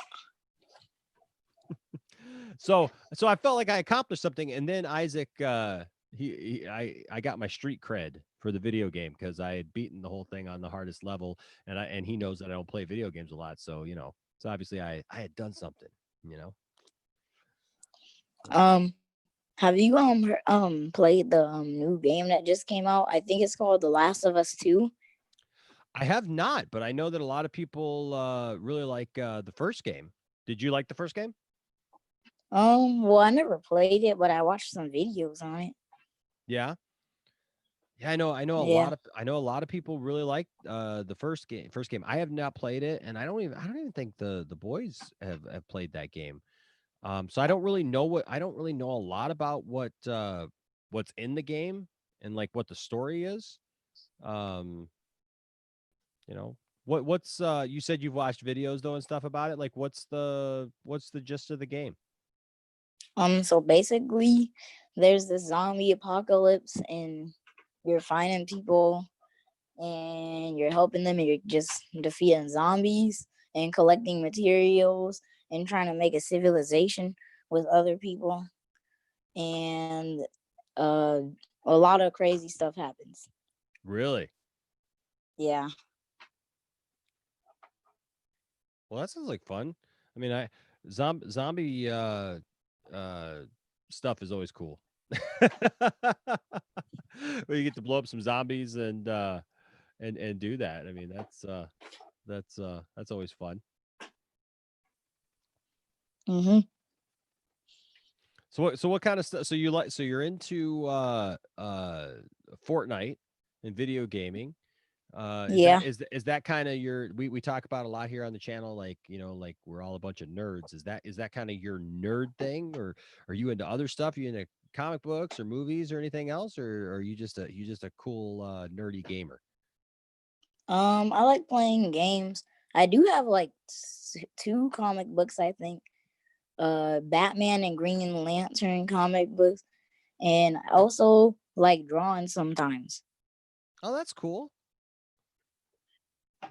That's awesome, man. Yeah, I'm gonna send my dad one of my drawings for Father's Day. Aw, that's nice, man. That you know what that always means so much, Jonathan. You know, as a dad, I always love it when my kids make something for me, um, because you know it's special. You know, it's something that nobody else has. In fact, I got a couple of things. Trying to see what I got over here. You know, well, here's something. Here's something that's interesting. And you know, this is something really simple, but my son Landon made this for me, and it's a rock that he painted when he was like, man, I don't even remember how old he was, but I want to say he was like in preschool or kindergarten, and I still have that, and I still have like a lot of stuff that Landon made for me over the years.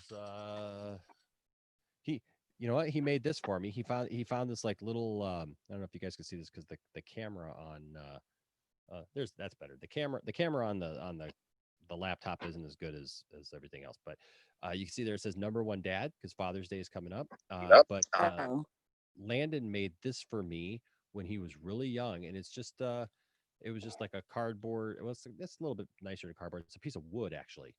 It's a piece of sturdy wood on a keychain, and he found that for me, and so he was able to make his own thing, and he made that for me. It says number one dad, and so that's nice that oh, you're making something for your dad. What are you? Is it a secret, or can you tell us what you're drawing for him? oh! I can tell you. Okay, So basically, what I drew was the kid Goku when he had his tail and that power pole thingy. okay, that's cool. Does your dad like stuff like that? Yeah. Yeah, your dad's into Dragon Ball Z and all that stuff. And also, I sent my I'm gonna be sending my little brother a Fortnite character that I drew. Oh, that's cool. Very cool, man. I've got a cousin uh who has some kids, and actually Sarah uh she's about well, I think she's like 16 or man, she's a teenager, but she draws really well, and she made a Superman drawing for me that she's technically my cousin. She's younger, but she's my cousin's daughter. And so uh anyways, she did a drawing of me of Superman, and she did it for me at our Thanksgiving dinner that we had this last year. But I was at my sister's house, and I didn't realize it was for me. She drew this thing, and she didn't actually hand it over because it wasn't done yet. And so I found out later that it was for me, and so I keep telling her like I got to get that from you, you know. But then obviously we couldn't go anywhere for a while, and so I couldn't get over to see her and stuff, but I just saw her dad, and so I want to get that because you know that's something nice, that's something special, and I like stuff like that. So that's nice, man. How old are you? 12. 12. Yeah. That's a good year, man. That's a good year. It's a good year for growing up. Do you watch the channel regularly? Well, this is my first time on the channel. Is it? Well, welcome, Jonathan. Welcome to the channel. I'm glad that you're here tonight. I'm glad that you're here. This is a place for everybody and anything where we talk about like all the stuff that we love. Because here we just call it, like I said, we call ourselves a bunch of big nerds, and we love to talk about movies and TV shows and games and you know sci-fi and comic books and toys. You can see like if you see behind me, like I'm a toy collector and I got a ton of toys, and so we talk about toys. I do toy reviews. We do movie trailer reactions and videos and stuff like that. And it's me and my wife. So my name's Enosh, and my wife's name is Tiffany, but we call her Tifftastic because she's Tifftastic. She's awesome. And then I've got three sons. There's Isaac. We call him Isaac One Kenobi, like in Star Wars. And then there's Landon, and we call him Landon Calrissian or Lando. Sometimes we call him Lando. And then there's Logan, and he likes to go by Logan the Hutt. But so yeah, so we just love to have some fun around here, man. So I'm so glad that you found us tonight. I'll give you subscribe. That would be awesome, man. That would be so cool. That'd be so cool. And I hope that you find something here on the channel that you can enjoy, and I hope that you'll be around, you know. We do live streams, like we watch TV shows together every once in a while. We watch a movie together, like we'll set up like where we're gonna watch a movie and we watch it and talk about it and stuff like that. And so that would be cool, man. I would love to I'm glad that you found the channel for sure.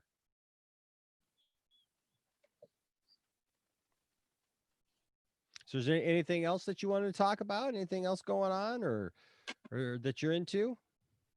Um, well, I did get. Oh yeah, well, I do like the anime Naruto, Okay, yeah. and also right now I'm watching because I finished Naruto, the one on Netflix. So now I'm watching Hunter x Hunter. Oh, that's cool. Yeah.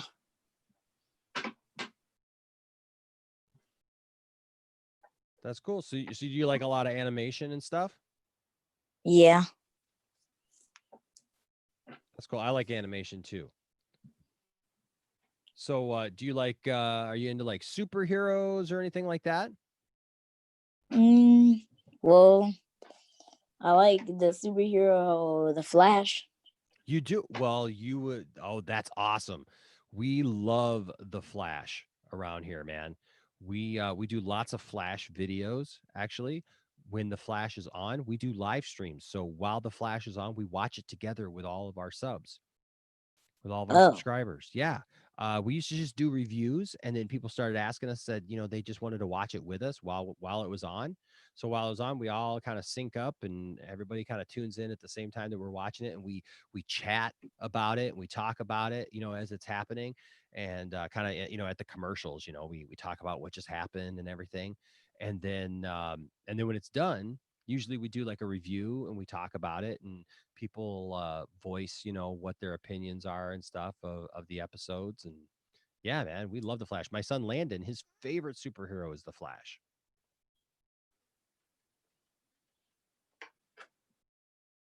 So that's cool. That's cool that you like the Flash, man. This is the perfect place for you, bro.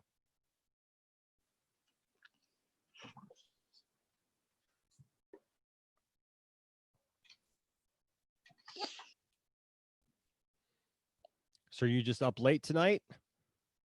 Yeah. Yeah. I got done with Fortnite. And we just popped up, huh? Yeah.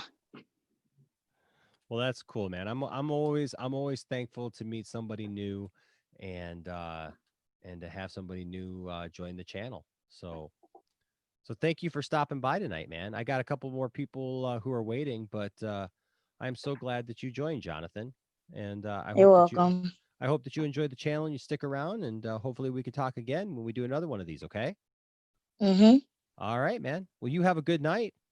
You too. All right. Tell your dad I said hi and to stay nerdy, and tell him to come by and say hi to us too. Okay. Okay. All right, man. We'll talk to you later. Have a good night. Okay. See ya. All right. We'll see you. Bye bye.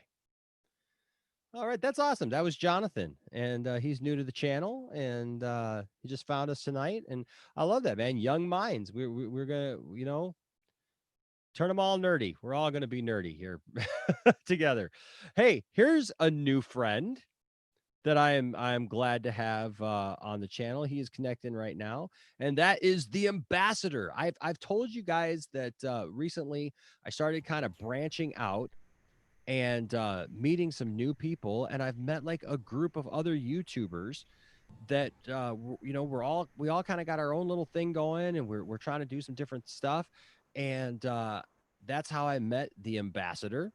And he's got a great channel. I encourage you. At some point, we'll point out. We'll put it in if you haven't already, Ambassador. We can put it in the chat so people can go check you out and subscribe to you because Ambassador's got a lot of great content. And here's the thing: I don't know if you guys missed this last week. I did post it, but Tiffany and I, the lovely Tifftastic and I, we guested on the Ambassador's channel last Saturday night, and we talked about Jurassic Park and the history of Jurassic Park. And that was a really great conversation. It was the first time that I had been on his channel and, first time that I'd spent some time there. And so getting to know him a little bit. And so, Ambassador, we're glad to have you tonight. What's up, man? What's on your mind? Not much. I noticed that you were on and everything, and I thought I'd pop on for a few minutes. Can you hear me okay? Am I coming through all right? Yeah, you're coming through good. Okay, for some reason the camera's not popping up for some odd reason, but that's okay. As long as you can hear me, that's good enough. Yeah, well, if you want that, let me see if I can. Yeah, it's saying the video's on. It's saying video's on, so I don't know why. It might not be recognizing my camera. That's a possibility too. But as long as you can hear me, that's okay. Honestly. Yeah, but I can definitely hear you. So yeah. Okay. All right. Well, works for me. So cool, man. Yeah. I didn't have anything in particular or anything to. You didn't have a hot take or a hot topic to talk about? That's all right. That's all right. It's all good.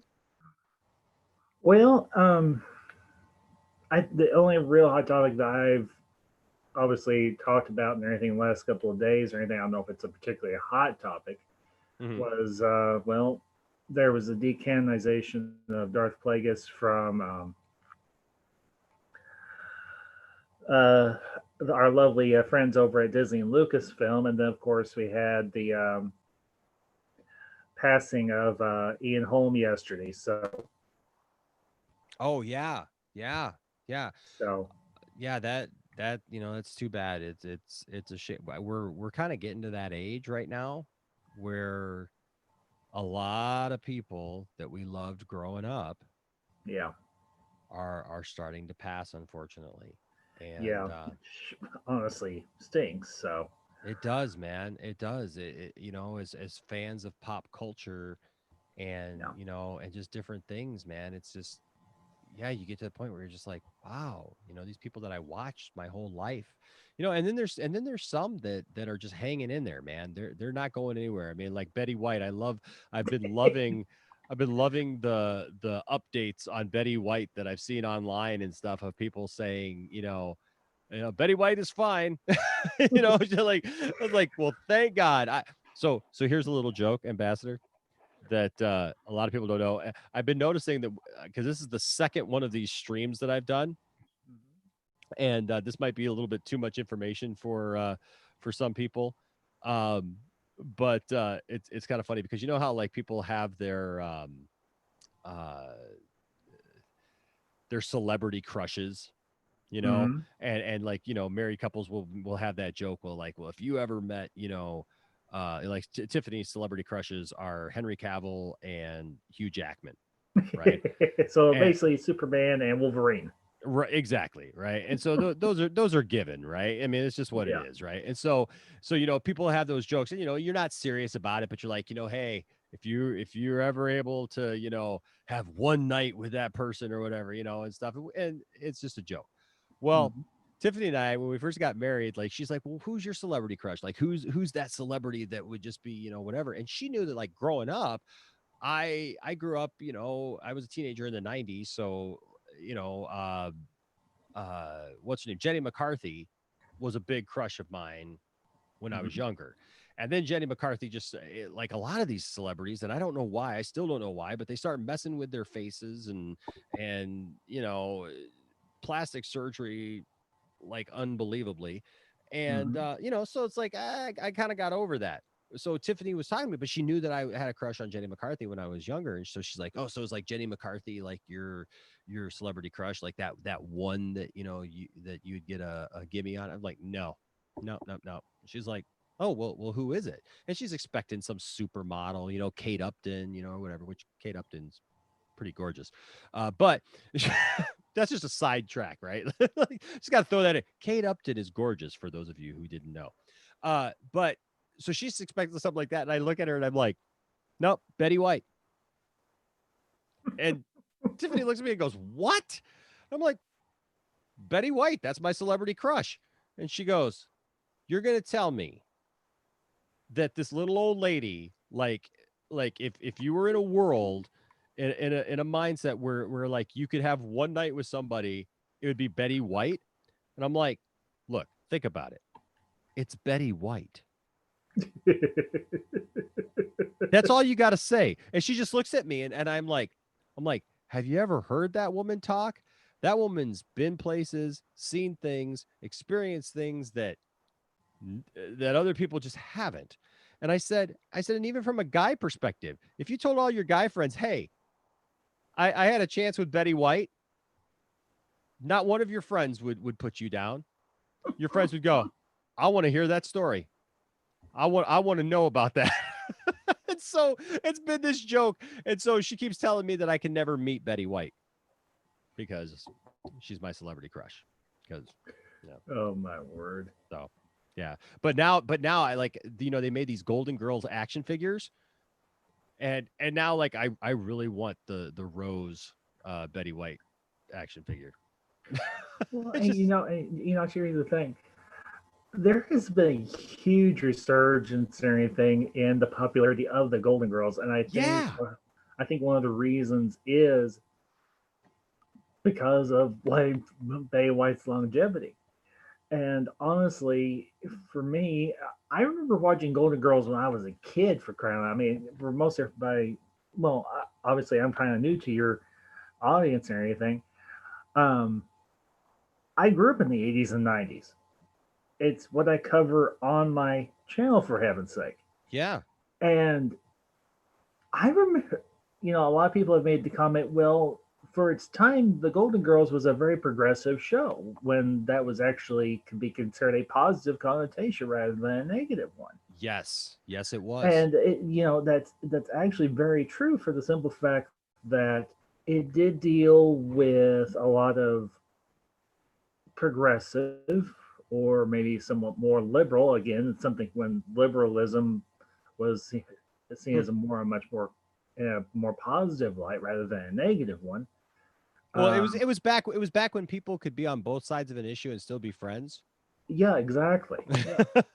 And that I think is one of the reasons why it is so why it has you have seen a resurgence in the popularity of that show. Not to mention the way the characters talk on that show and the way that they just throw shade at one another is absolutely at times some of the most hilarious things that you will ever hear ever.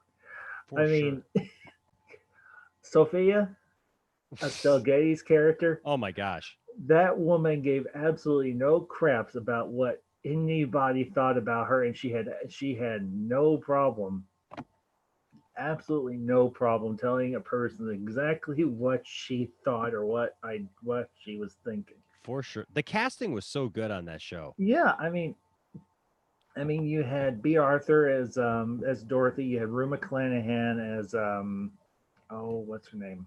Blanche. Of course, you had Betty White as Rose, and you had Estelle Getty as Sophia. Yeah. And they had such good guest stars on that show and everything as different beaux or whatever that the girls would interact with, or as old friends from their past and everything else. Yeah. But the writing and the comedy was so well done. And we don't see comedy like that nowadays, unfortunately. No. And that's honestly kind of unfortunate because I think for a lot of people, comedy is one of those truly great escapes. It's one of those things that can really cross borders and make you really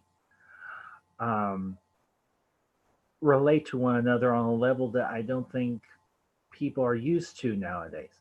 Because one of the truths of humanity is our need to laugh, our ability to laugh at the ridiculous and the inane.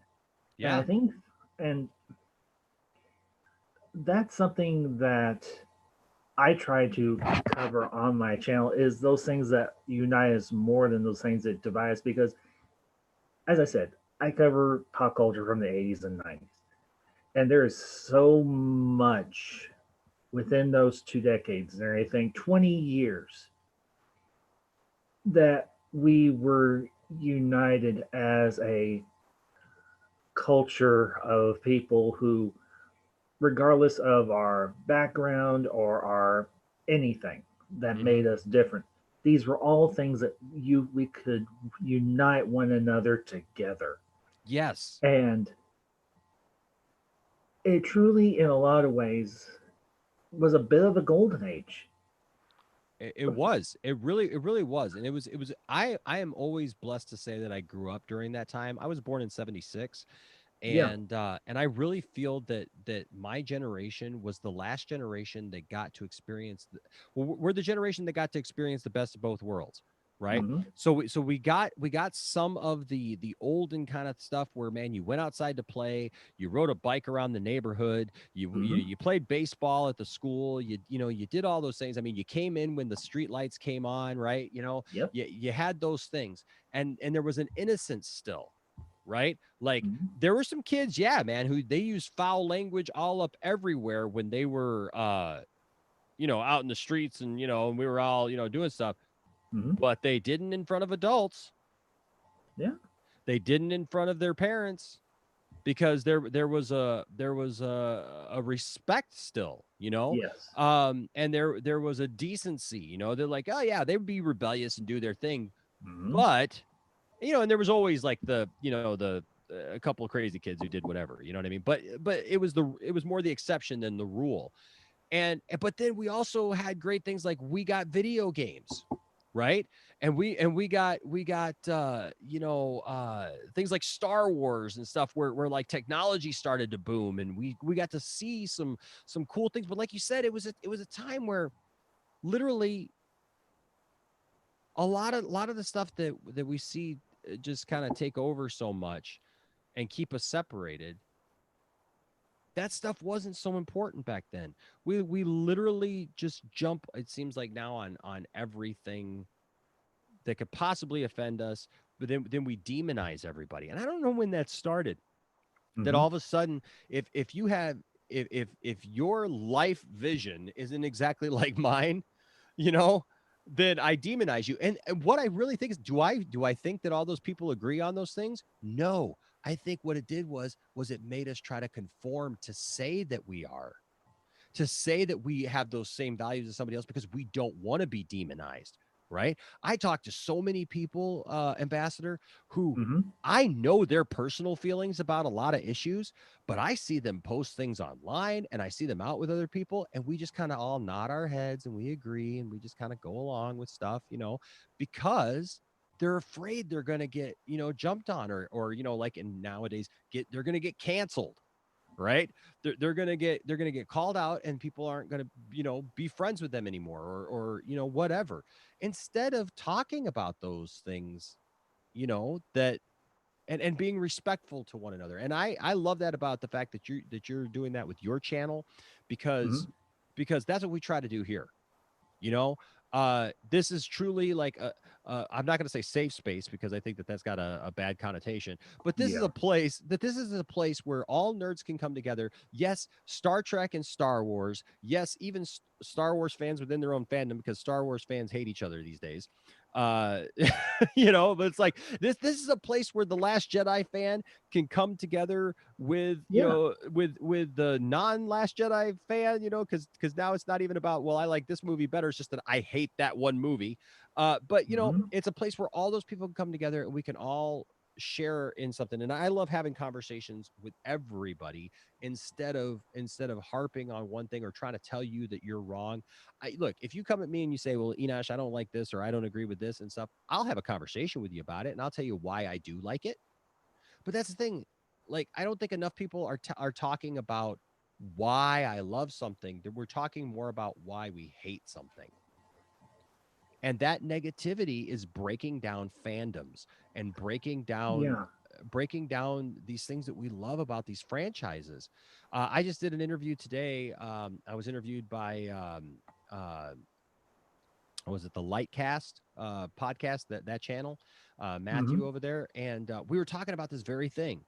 And it's like it takes less energy to hate something than it does to explain why you love it. Yeah. Because you can just say, well, I hate it. It's and I know I got a couple people waiting, but I do want to say this. So I always relate it to Nickelback, right? The band Nickelback, because I guarantee you, if I asked everybody who's listening and everybody in the chat room and maybe even you, do you like Nickelback? People will say, Nickelback sucks. Nickelback sucks. And you ask them, okay, well, why does Nickelback suck? Well, because they suck. Okay, but no, that's fine. But why does Nickelback suck? Well, because they suck. Everybody knows they suck. Okay, but what did they do specifically that sucks? Well, they suck. They sound like everybody else. Or they make songs that that get played on the radio and stuff, and I don't like that style, right? Because it's a popular style, right? So and then I always say, well, so you hate a band who's making music that yes may be kind of marginalized, but they're reaching an audience and people listen to that. Yeah. So well, they're sellouts. They're because they're actually selling their records. And here's the thing about Nickelback that a lot of people don't understand. I don't know what it is right now, but a couple of years ago, I actually went for Halloween as Nickelback, the band. I put on a blonde wig and I put a bunch of nickels on my back. And on the front, I wrote in white, I am the number one selling foreign band in the United States. Why don't you love me? Nickelback, for the longest time, and I don't know what the current stat is, but for the longest time, Nickelback was the highest selling foreign band in the United States ever. When you think about that, outpacing the Beatles, the Rolling Stones. Okay, those kind of bands, Nickelback. So somebody's buying those albums, Ambassador. Yeah. You know what I mean? Somebody's got those albums. Yeah. But nobody admits to it because Nickelback sucks, and that's the narrative. That's the narrative. Is Nickelback sucks. Nickelback sounds like a lot of other bands that people don't think suck, but they sound just like them. So it's just I always go back to Nickelback because like I still have yet to somebody actually tell me why Nickelback sucks. But it just cracks me up. Hey, one last thing I do want to get. This is thank you so much for bringing up this. I'm just typing something out here. You mentioned something that I had not heard, and if that's true, I'm going to be really ticked off. Oh, about Darth Plagueis? What's up with Darth Plagueis?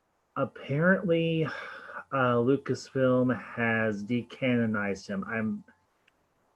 I don't have all the full details about exactly why, but for some fool reason, Disney has decided to decanonize the character. And I talked about this actually on Wednesday and everything. I just did a random stream and everything Wednesday afternoon, and I brought this up. And I had a few other people on with me, and we discussed this. And the thing is, everybody wants to still love Star Wars, and I am still a Star Wars fan. Will be until the day I die or the good Lord takes me, whichever happens first. Absolutely. And I want to like Disney Lucasfilm. I was one of those people. I was a very strong supporter of Disney taking over the reins of Lucasfilm and running with it and giving us more Star Wars. I was probably one of the most avid supporters of the whole Disney Lucasfilm purchase. And I didn't know all the details between what happened with Lucas and Kennedy and Iger and all that mess. All I knew is we were going to be getting more Star Wars, and that for me was a net positive. That for me was what I was excited for. When they released the trailer for Force Awakens, I remember everything crashed when everybody and their mother was trying to get tickets Yep. the Yep. night tickets went on sale for The Force Awakens. Yeah. And the sad part is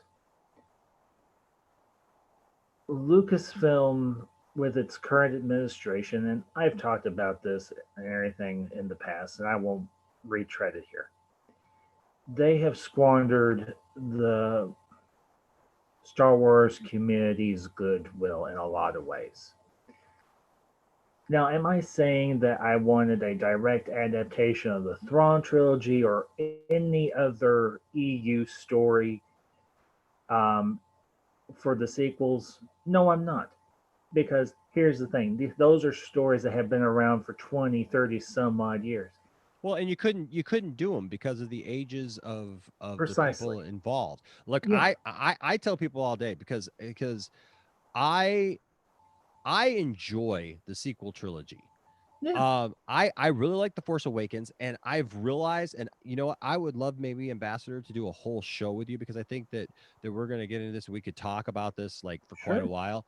But I would love to do a whole show with you, maybe, because I love talking to people about Star Wars and like the state of Star Wars right now. And maybe we Hmm. could actually do like a council and have you come in and share with us your thoughts about Disney Star Wars, about all this stuff. Because like I appreciate like the Disney Star Wars, and I've learned actually that I actually love The Last Jedi. Like I don't Hmm. just like The Last Jedi anymore. Like I actually love The Last Jedi, and it confuses me as a Star Wars fan Yeah. sometimes, like how I can like have had such a connection, like, Hmm. and that it feels like Star Wars to me, and Yeah. yet I see people on the other end who are so passionately against it Hmm. that it blows my mind sometimes, because I've always been like the biggest Star Wars fan that I know, you know? And so like that just kind of it melts my brain sometimes when I think about it, because Yeah. I'm just like, hey, it's Star Wars, and I've got reasons for that. Yeah. But so like where did but I want to make sure, because I do have a couple people waiting, so I want to make sure to be able to get to them. But Yeah. Of course. what happened with this decanonization though? Because I know, I mean, because Darth Plagueis is mentioned in Revenge of the Sith. Revenge of the Sith. I mean, it's the, one of the And classic moments. well, and I think it's just an attempt for them to maybe set a precedent to erase another portion of the EU, because Plagueis has been a part of the EU since 2003. If you do the math, roughly 17 years. He's been a part of Star Wars Wow. lore. Wow, has it been that long? I mean, I've read, Yeah. yeah, I guess I mean, because it was Revenge of the Sith. So, well, I mean, that's, yeah, Revenge of the Sith came out in 2005. Or Was it 2005 Yeah, or 2005. Yeah, okay, 2005. 2000? Okay, Yeah. so 2005 to 2015 would be 10 years. So 20 years roughly. He's been a part of Star Wars lore, if I'm doing my math right. Well, Because it would be 15. It would be 15 years, because it's 2020 now. So he came out in okay, so 15 2005. years. Okay, Yeah, so 15 it's years. late. My math is a little off. Sorry, It's all right. forgive It's me. late. It's late. It's late somewhere. Yeah, Where no matter where you are, I don't know where you're at, but no matter, it's late here. It's yeah, it's like 3:11 in the morning. So yeah. But you know, yeah. it's But I mean, I guess I'm gonna have to look into this, because like, did they actually say that he's not canon anymore? from what I have learned and what I have been able to dig up. Yeah, they've pretty much said that Plagueis is no longer canon. Because I thought one of the biggest mistakes was that the last Legends book was, uh, uh, Plagueis, and I loved that book. That book to me. Did you ever read the Plagueis book? I'm actually going through the audiobook currently, and I'm really enjoying it. Okay, Darth Tasty in the chat room. I love Darth Tasty. Ryan, thank you. He's on this. He just sent me Mhm. a Screen Rant article. It's about this. It says Star Wars officially makes old Darth Plagueis backstory non-canon. So okay, so it sounds like that they haven't actually removed Darth Plagueis, but some of his backstory, because his backstory was always kind of vague, and Yeah. and like you always kind of wondered, like, is this the truth about Darth Plagueis coming Hmm. from Palpatine, or is Palpatine making this up? Hmm. Because I even heard stories of a few months ago with them saying, like maybe it's possible that Darth Plagueis never even existed, that this was something that the Emperor made up to just coerce Anakin Okay. into this, right? And I always hoped that that wasn't true because we had gotten the book Plagueis, and they spelled them out so good. So I'm just gonna read the article real quick, and then we'll get to Cylon Scotty here in just a second. But Okay. it says Star Wars has officially rendered the previous history of Darth Plagueis non-canon, creating opportunities for brand new stories. See, I wonder now if they're going to use Darth Plagueis in the High Republic. That's a well. That the problem is that wouldn't necessarily fit because Plagueis was not the Dark Lord at the time. They would have been someone else or anything because we don't have a full timeline for all of the different Dark Lords and everything during the Rule Yeah. of Two era. Well, no, Obviously, that's true. you've got, but the thing is, Plagueis was around about the time. If I remember correctly, I might be off of my years here just a little bit. He didn't come into the picture until um, I think maybe 10 or 15 years before the events of Phantom Menace. Is No, I when I think think I he, think I think he was around for quite a while actually before that. If I remember the book Plagueis, and I got it in the other room, but I'd have to reread it. Mhm. He was around for quite a while because he was the one who planned the rise of the Empire, you know, yeah, him and Palpatine oh, kind of came into that, and Palpatine mhm, was the face of it, but he had actually planned on being Supreme Chancellor with mhm. Palpatine in that that might story. But yeah that that might story but that story was never canon, yeah right? Because that book was Legends. This goes on to say Star Wars has officially made the old backstory of Darth Plagueis non-canon. okay The character of Darth Plagueis was first mentioned in Star Wars Episode 3: Revenge of the Sith, and it was mhm, immediately apparent that he was a key figure in Star Wars lore. According to Palpatine, he was a Sith Lord who had learned the secret of immortality, but was slain by his apprentice. That apprentice, of course, was Darth Sidious, aka Palpatine himself, which is what we assume. We're never told that, but that's what we assumed based on the yeah looks and the facial expressions of one Sheev Palpatine. yeah And then it says Plagueis remains something of a mystery, mhm, undeveloped even by the old expanded universe until Del Rey announced a novel revealing his backstory. Darth Plagueis was to be written by James Luceno, who did a great job on that book, oh yeah and was supposed to release in 2008 before ultimately coming out in 2012. Wow, it was 2012.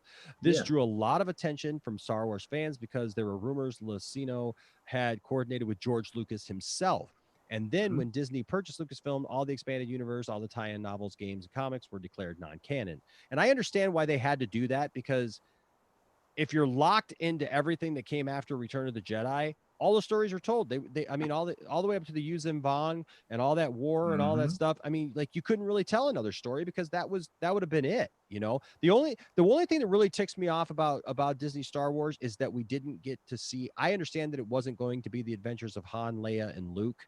yeah You know, I think there's a lot of people actually who hate them, and I'm not saying that you do because it doesn't sound like that. But there's a lot of people who hate it just because they didn't get to see that. no And yeah, I would have loved to have seen that. But well, the long and short of it is and everything. I can go into in depth and everything if you ever do that stream and everything you yeah, want me on. well, let's do it. Let's do it, man. I would So I would love to do that. okay, I'll give you my short version.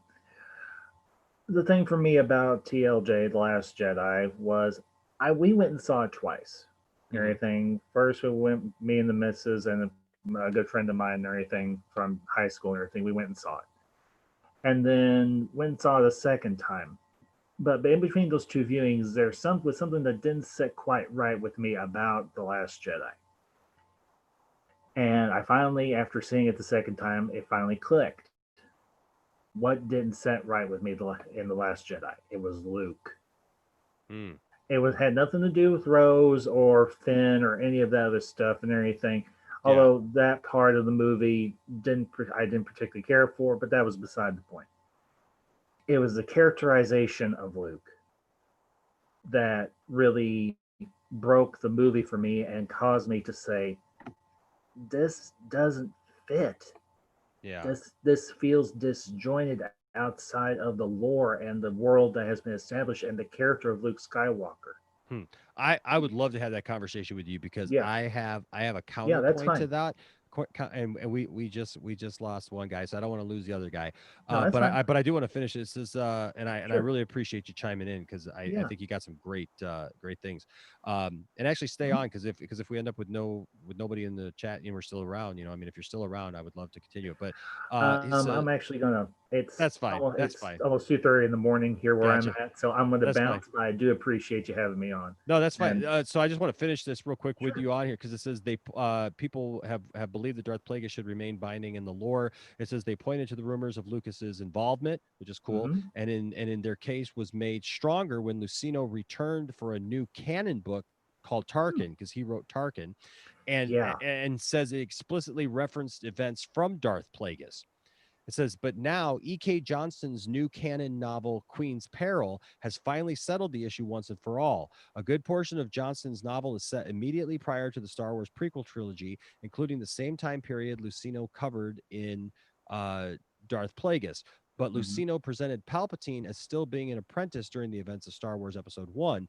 Maul was technically a Sith assassin recruited to the cause with Plagueis' blessing, and Palpatine only killed his master after ascending to become Chancellor. In contrast, Johnson portrays Darth Sidious as the definitive Dark Lord of the Sith through the whole story.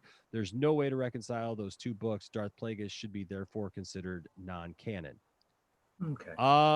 So Darth Plagueis' backstory may be a mystery once again, but there's another sense in which Lucasfilm has demystified the Sith Lord tie-ins surrounding it, blah blah blah. Yeah, so it sounds like is that they're kind of changing things up, but just so that they can tell some more Yeah. stories. And honestly, reading that right now, I think that there's some people kind of filling in some of the unknowns. Yeah. And you know what? And if that is in fact the case, and I'm not gonna think you're it sounds like this article is fairly accurate. I don't have a huge problem with this if they're doing it not so much to disrespect the character, but to try and to reconcile some lore. I can live with that. I Yeah. can live with that. But if they were doing it just out of hand and anything, just because they could, Yeah. Yeah, that would that be where that's where I would have an issue. But if they look, have a good rational reason for decanonizing his backstory, but not decanonizing the character, okay, yeah, that I no, can. I agree with you, Ambassador, because I'll tell you right now, Hmm. the thing that still ticks me off about the Disney trilogy, and even though I like it, Hmm. two words: Okay. Mara Jade. Yeah. Mara I Jade. I wholeheartedly agree with you. Yeah. The worst thing, and I don't care if people like The Last Jedi or hate The Last Jedi or The Rise of Skywalker or any of that stuff. What it comes down to for me is I can enjoy it, but Mara Jade. Yeah. Why in the world they chose to not use her in any capacity when she is, to me, one of the most important people.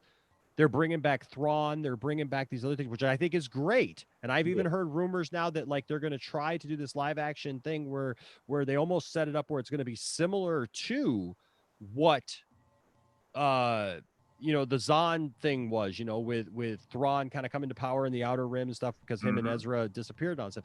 But Mara Jade, we need that character somehow reestablished, and it better be done right. That's all Yeah. I got to say.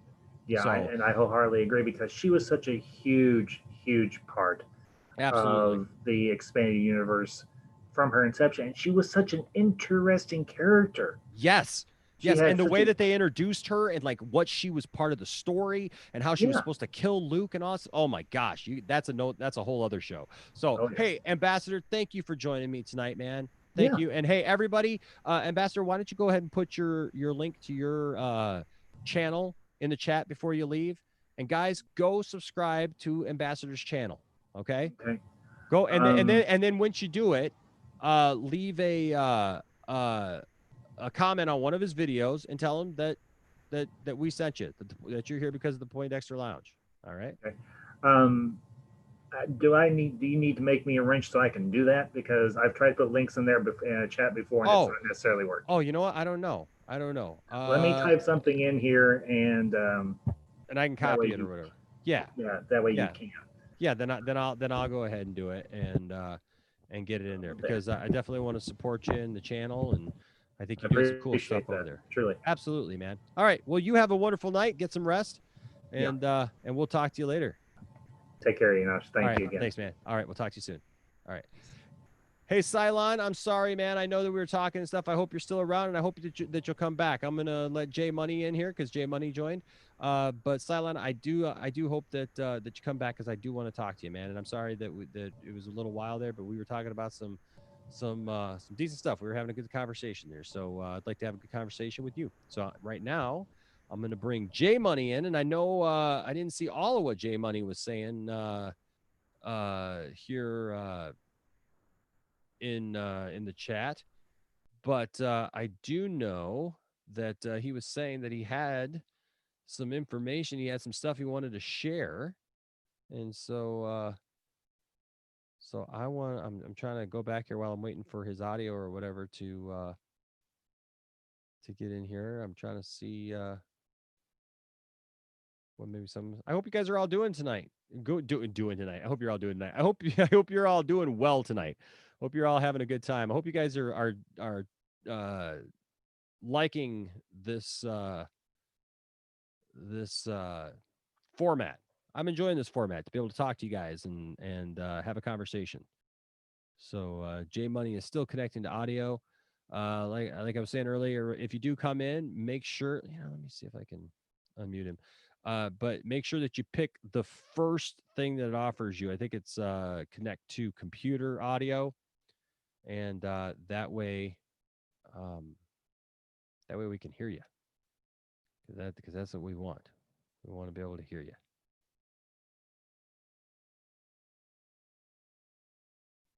Hopefully we get him in here in a second. But yeah, I've really been enjoying doing this. This is the second one that we've done like this, and some great conversations, and getting to actually like talk with some of you that we see in the chat rooms, and everything, and you guys post, and I love that. But it is good to it's good to be able to actually talk to you guys, for sure. Trying to get Jay Money in here. I want to hear this news. I want to hear this information.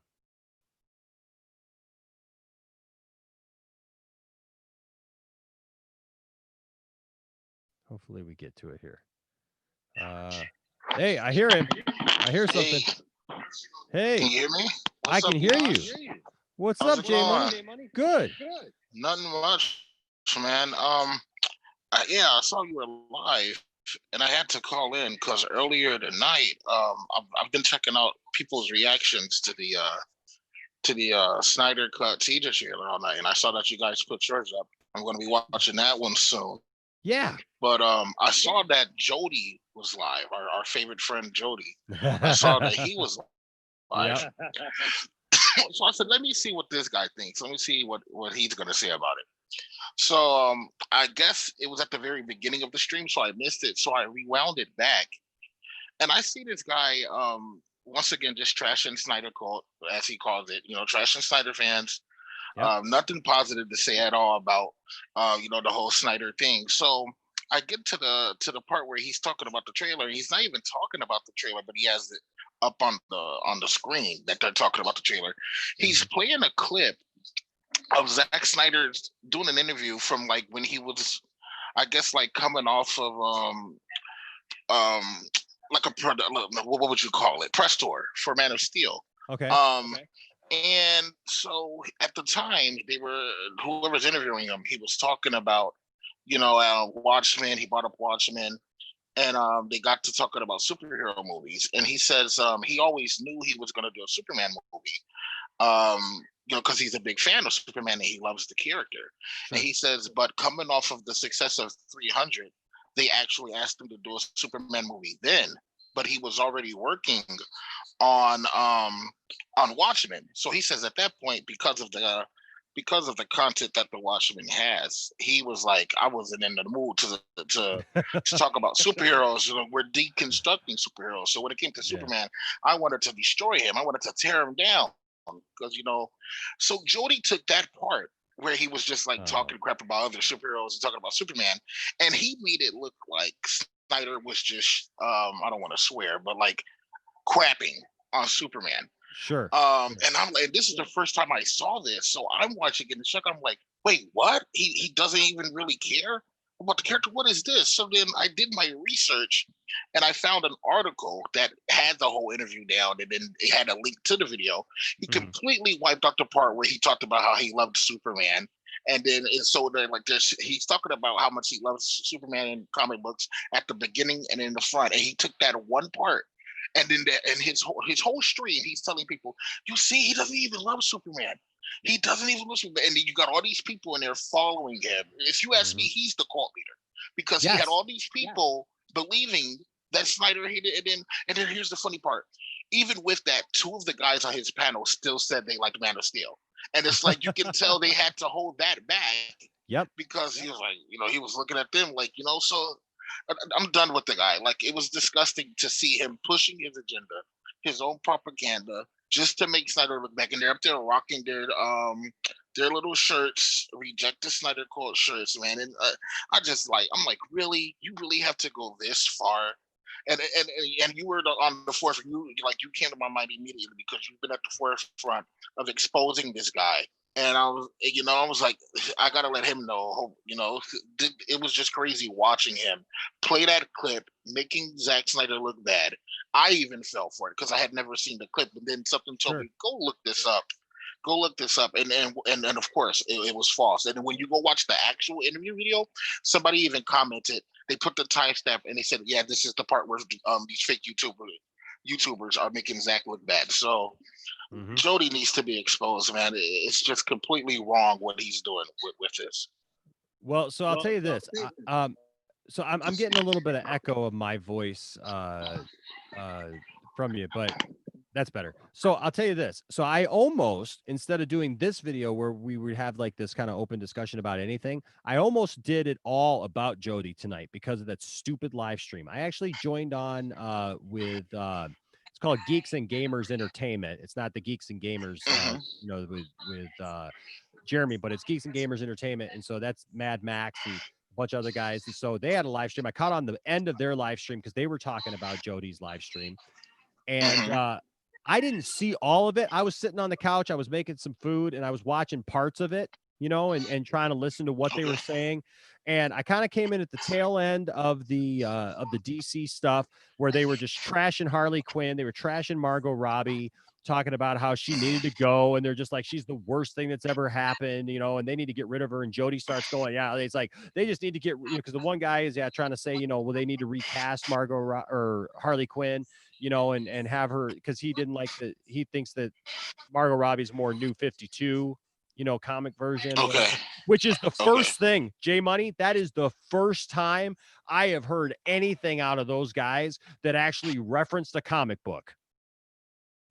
Because they don't read comic books, apparently. They don't understand what these characters have been in the last 30, 40 years. They're going completely off of their preconceived notions, and whatever Jody says is rule. That's it. Whatever Jody says, that's good. That's gold. And so they're going off on that. And so I tried making some comments. I tried commenting in there. My comments would not go through. And I realized something. Wow. I realized I'm sitting there on my phone and I'm like, well, is there something wrong with my phone? And I'm like, well, did I put too many things? And it wasn't that. I tried to put it like a small thing and it wouldn't go through.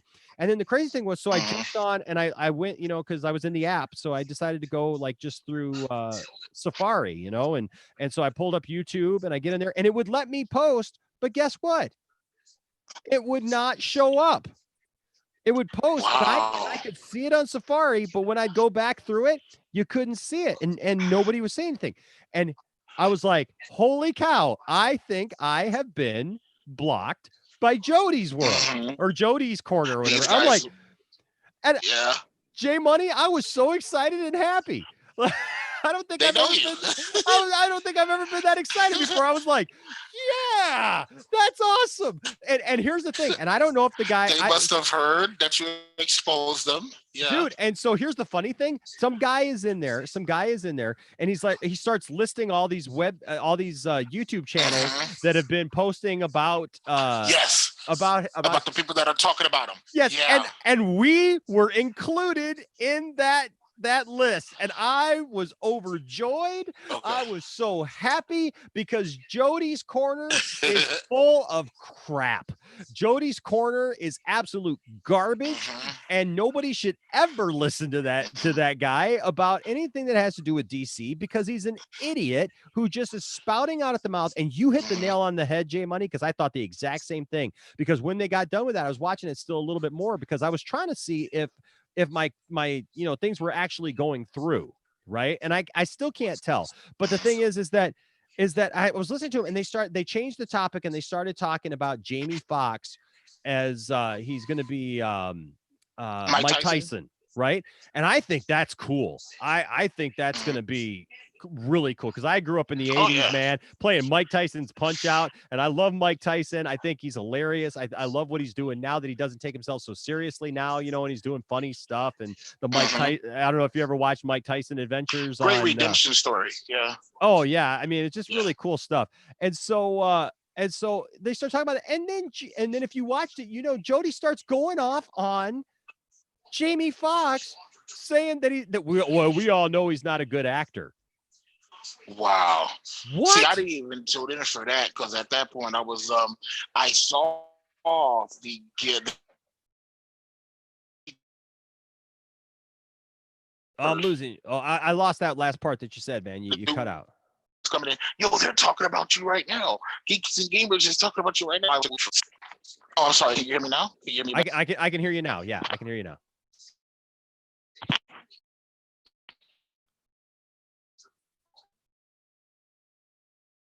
You there, bud?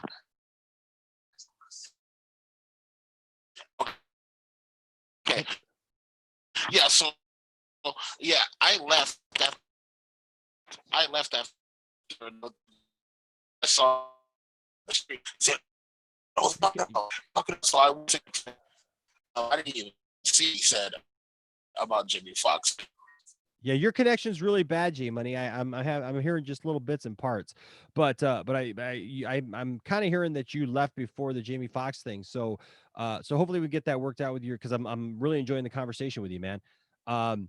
So what he was talking about. So yeah, Jody starts going off. All right, Jody starts going off on Jamie Foxx, and the one guy who's there says to Jody, well, I like Jamie Foxx, and I liked him in this and that and stuff. And Jody starts just like hammering the guy into the ground because he likes Jamie Foxx, and just telling him like why he's wrong. And he's like, tell me one good Jamie Foxx movie and stuff besides Ray. He's like, all he is a comedian guy. And then they act like they were showing him some kind of love. And I'm like, this doesn't make any sense whatsoever. And so I'm just watching this thing, and oh, that's horrible. I got to go back and watch like the other DC stuff when he first started, like you said. And that's the only reason I didn't do a video on it tonight, was just because I didn't have the full story. But I appreciate you coming and talking about that, because the reality is that's all they have, J Money. That's all they have, is to be able to take stuff and make it to be something else that it's not, to try to make, to try to discredit Zack Snyder. And like, what is the point? What is the point of trying to discredit Zack Snyder at this point? Like, why would you try to? Why Can would you hear me now? I can hear you now. Yeah, I can hear you now. Yeah. I was saying, I don't know if you heard me before I broke out. I was like, now the guy's just a complete joke, because you're trying to discredit a guy who's an Academy Award winning actor, and you were saying he can't act, and then you want to say, name me one movie besides Ray. I mean, Any Given Sunday. What's the movie with Gerard Butler? I forget the title of that. Something Citizen or something like that. Yep. That was a good movie. They mentioned that movie. They mentioned that movie, and he said that he was garbage. Oh, he was just a side character in that just didn't mean anything. It was a throw that he liked Gerard Butler in that movie, but he didn't like Baby Driver. He was great in Baby Driver as well. Like, come on, I like, haven't the guy's seen been that. in a lot of good stuff. Like, I haven't seen that. oh my God, you got to see it. Is it good? Yeah, you and your wife has to see it. I don't. You, your wife, and Isaac. I don't know about the youngest sons, but yeah, you three should definitely watch that. That movie is amazing. Yeah, I know. absolutely. I know people have told me that. I just haven't got around to seeing it. You know, it's like one of those things that like wasn't on my radar, and so it kind of came and went. But yeah, I will definitely check that out now. And talk about it. And man, yeah, like, and it's funny because I was saying he's a cult leader. You should totally start a reject the Jody cult and get the t-shirts made. Like, you should do that because this guy, like you were saying, he comes down on his own guys. Yep. If they don't agree with him, that's like atypical cult leader. Like, you have to do what this guy says. You have to agree with everything. Like, you know what I mean? Like, they have to be like robots up there with him. Yes. They can't have their own opinions. Absolutely, dude. They have no. They have no. I mean, like two of the guys were saying they liked the Man of Steel, and you can tell they were almost like, "Oh, I got to backtrack." Yep, because he's just running the whole show, and you know, and the thing is man, when we do stuff like that, when we have other people come in or whatever, like I want people who are smart, I want people who have opinions, I want people who can articulate that and you know, and like learn from each other, right? Like I want to hear what when Jay Money comes on the Poindexter Lounge, I want to hear what Jay Money's opinions are. Right? Like I want to know what your thoughts are on something. I don't want to just sit up here and tell you what you should think. You know, like I was just talking with, you know, the ambassador there, and you know, obviously he doesn't like The Last Jedi, so it's like, okay, you know, like let's put together a time. I want to talk to you about that. I want to hear what your thoughts are on that. But Jody doesn't do that. Jody sits there and dictates. It's all about the personality, and so I'm going to encourage you because I filmed today. I don't know. Have you ever watched what are they Lightcast? No, I haven't heard of them until you mentioned them. Yeah, so let me see if I can open up my phone here. My phone's giving me a hard time. So I'm gonna put a link in the description here to the Lightcast podcast. Because that's a channel. They found me because of my Jody video. Okay. And with that, so here, let me see. It's Lightcast. Yeah, so it's just Lightcast. If you look up Lightcast, that is the definitely. Yeah, that is the thing. And I'll tell you right now, Jay Money, I was talking with him today. He's got some connections. I can't even tell you guys what I was told today. Today was the first time that I was ever given any kind of scoop and like insider knowledge about something. And I was told, you can't say anything about this stuff. And I'm just telling you, Jay Money, if as a DC fan, stuff is about to, if any of this stuff is true, this thing is about to blow up, and Jody's gonna look like an absolute fool.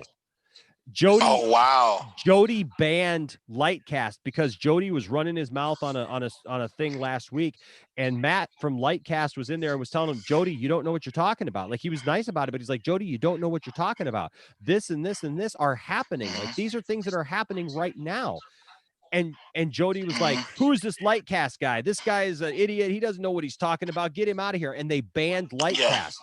And that's all they do. And Lightcast and I talked about it today. I don't know when he's gonna broadcast that because we pre-taped it, you know. But we did an hour and a half today, and we talked about Jody because that's what, you know, he wanted to talk to me about. It's like, why are these people? And basically what we kind of came to was, and I don't want to give the whole thing away, you know, because I want people to watch it, you know, because it's been kind of fun going on other people's channels lately. But the thing is that, man, what it comes down to is you hit the nail right on the head. He is the cult. He's out here calling Snyder the cult, and it's the Snyder cult and everything. But the fact is, he is the cult because he's this personality. It's all got to be about him. Everything revolves around him. Nobody can have an opinion but his. And if you have your own opinion, you see he cuts his guys down to size. He does not have those people. He does not have those people on his panel to be informational or to add something to the show. They are literally there just there just to be yes men. Yeah. That's it. His look, yeah, go ahead. Because there's one guy, and I don't know his name right now, but when I first started watching Jody, he wasn't quite like this. He wasn't exactly like this. And there was one guy that used to be with him all the time, and I noticed he hasn't been on there like he used to be. He has his own thing going on now. So I'm thinking maybe he still comes on the panel sometimes, but I think he probably saw what was up with Jody and said, I'm going to start my own thing. And I'll tell you something else about Jody. Of course, everybody that's on YouTube wants to be successful and make a little money, but it seems like it's so money driven with him. He's got the shirts, and I saw what you were saying. He was claiming that he was gonna, find the charities, but he was having a hard time finding the charities. And like you said, you hit the nail on the coffin. Shouldn't have been hard for you to find what charity to donate that to. When you were talking about something specific, I bet you he's keeping all of the proceeds from those shirts. And then he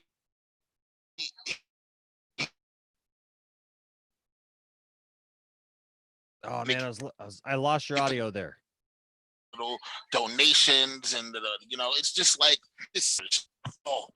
Can you hear me now? Is it? Yeah, I can hear you now. Yeah, you're a little scratchy, but I can hear you. Is that back?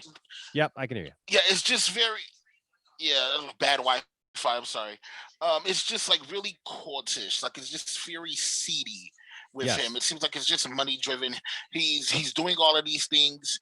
I think whoever is going to pay him the biggest paycheck is what he's going to do. And I'll tell you one more thing. He's very hypocritical because I don't know if you saw this. He has a review of Batman v Superman, the director's cut or the ultimate edition. I forgot I think what's called the ultimate edition.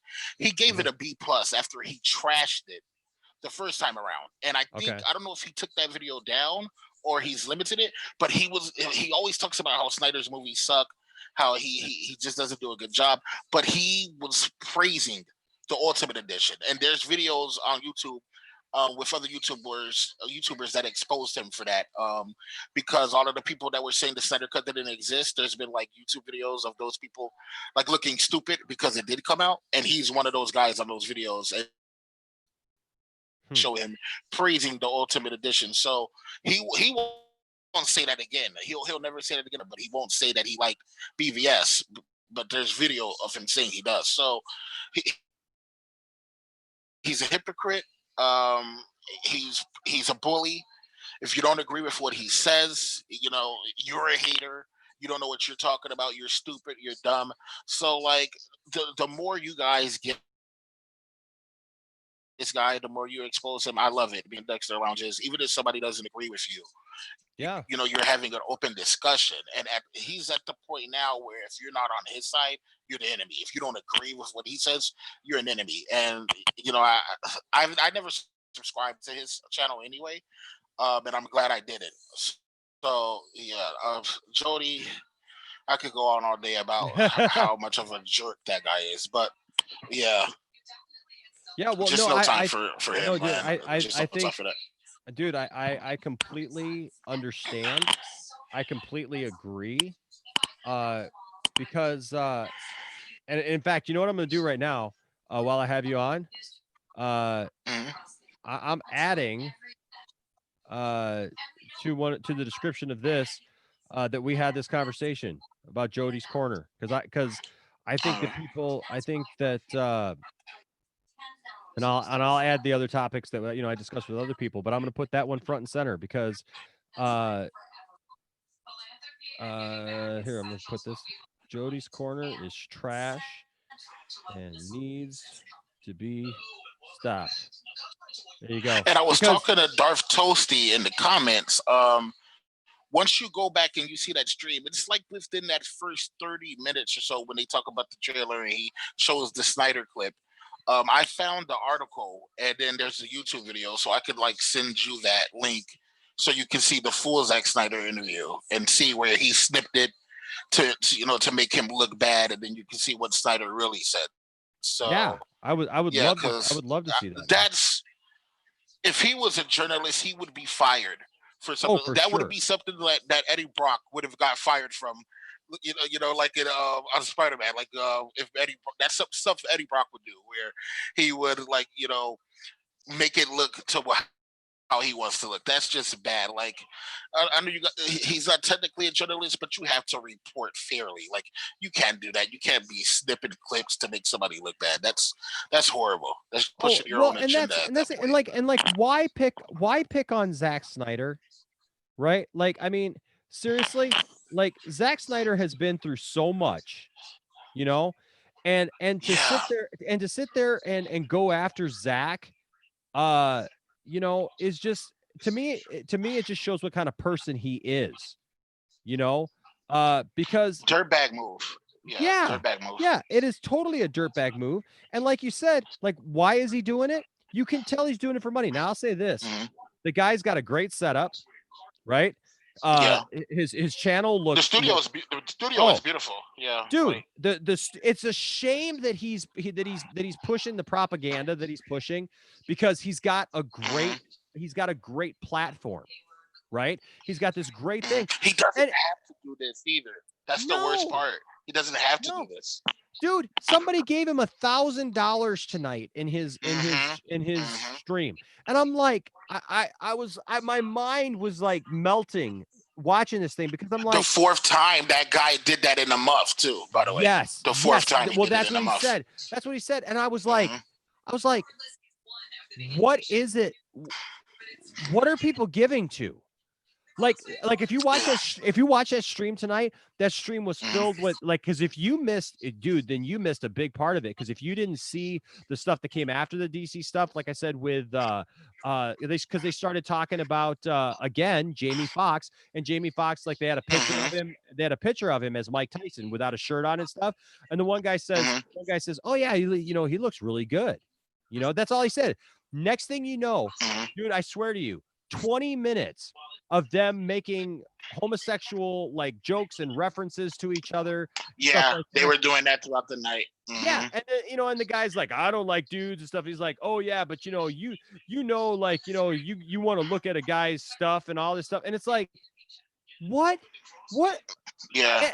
And they're getting $1,000 from one guy, and I mean, and like several other people giving money. And look, I don't begrudge anybody. Like I had a Jody hater try to come at me after I did my video and said, "Oh, you're just jealous. You're just look."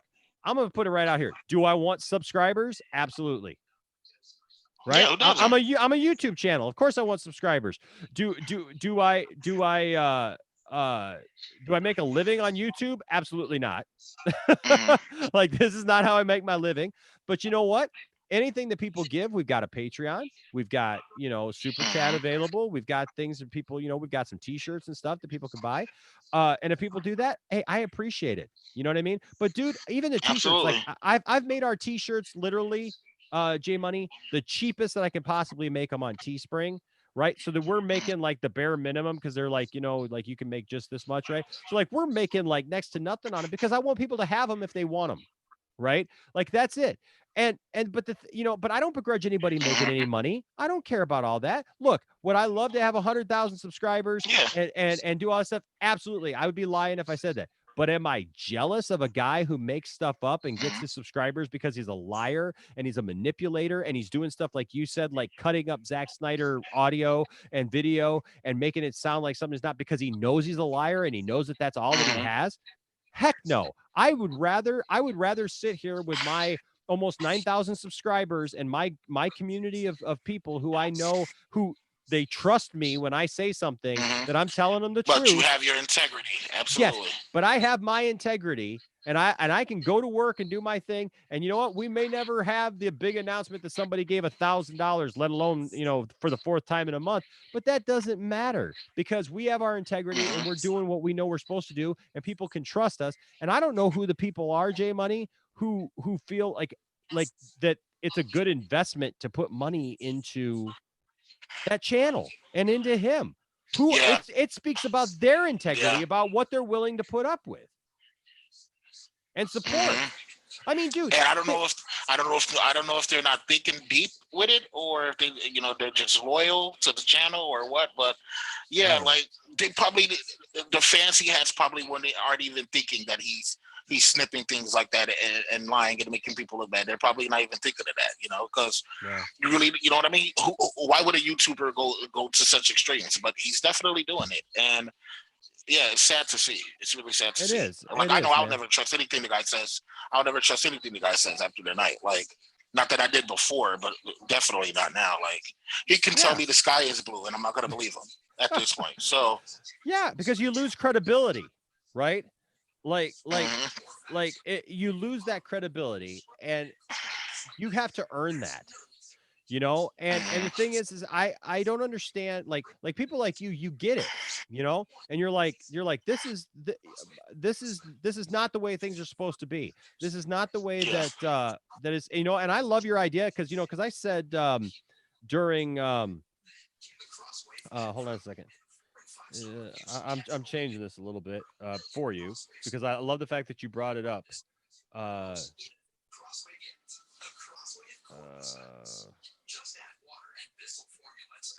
Anyways, so I love the idea because when the Snyder Cut thing happened, and he was doing the Snyder cult thing, somebody said to me that I should make a T-shirt for Snyder, for the Snyder Cut, and give the proceeds, to suicide prevention and stuff. And I said back then, I said, I could do that, but I don't really need to do that. You can go to the source and get a T-shirt from Zack Snyder. I remember you saying that. Yeah, or whatever. Just go do that. So that you're giving that money directly. That way, that money is going where you want it to go. To the right place. Yeah. Right. But I'll tell you what, J Money, I got no problem making a Jody's Corner. Rejected Jody cult. Rejected Jody, the Jody cult thing.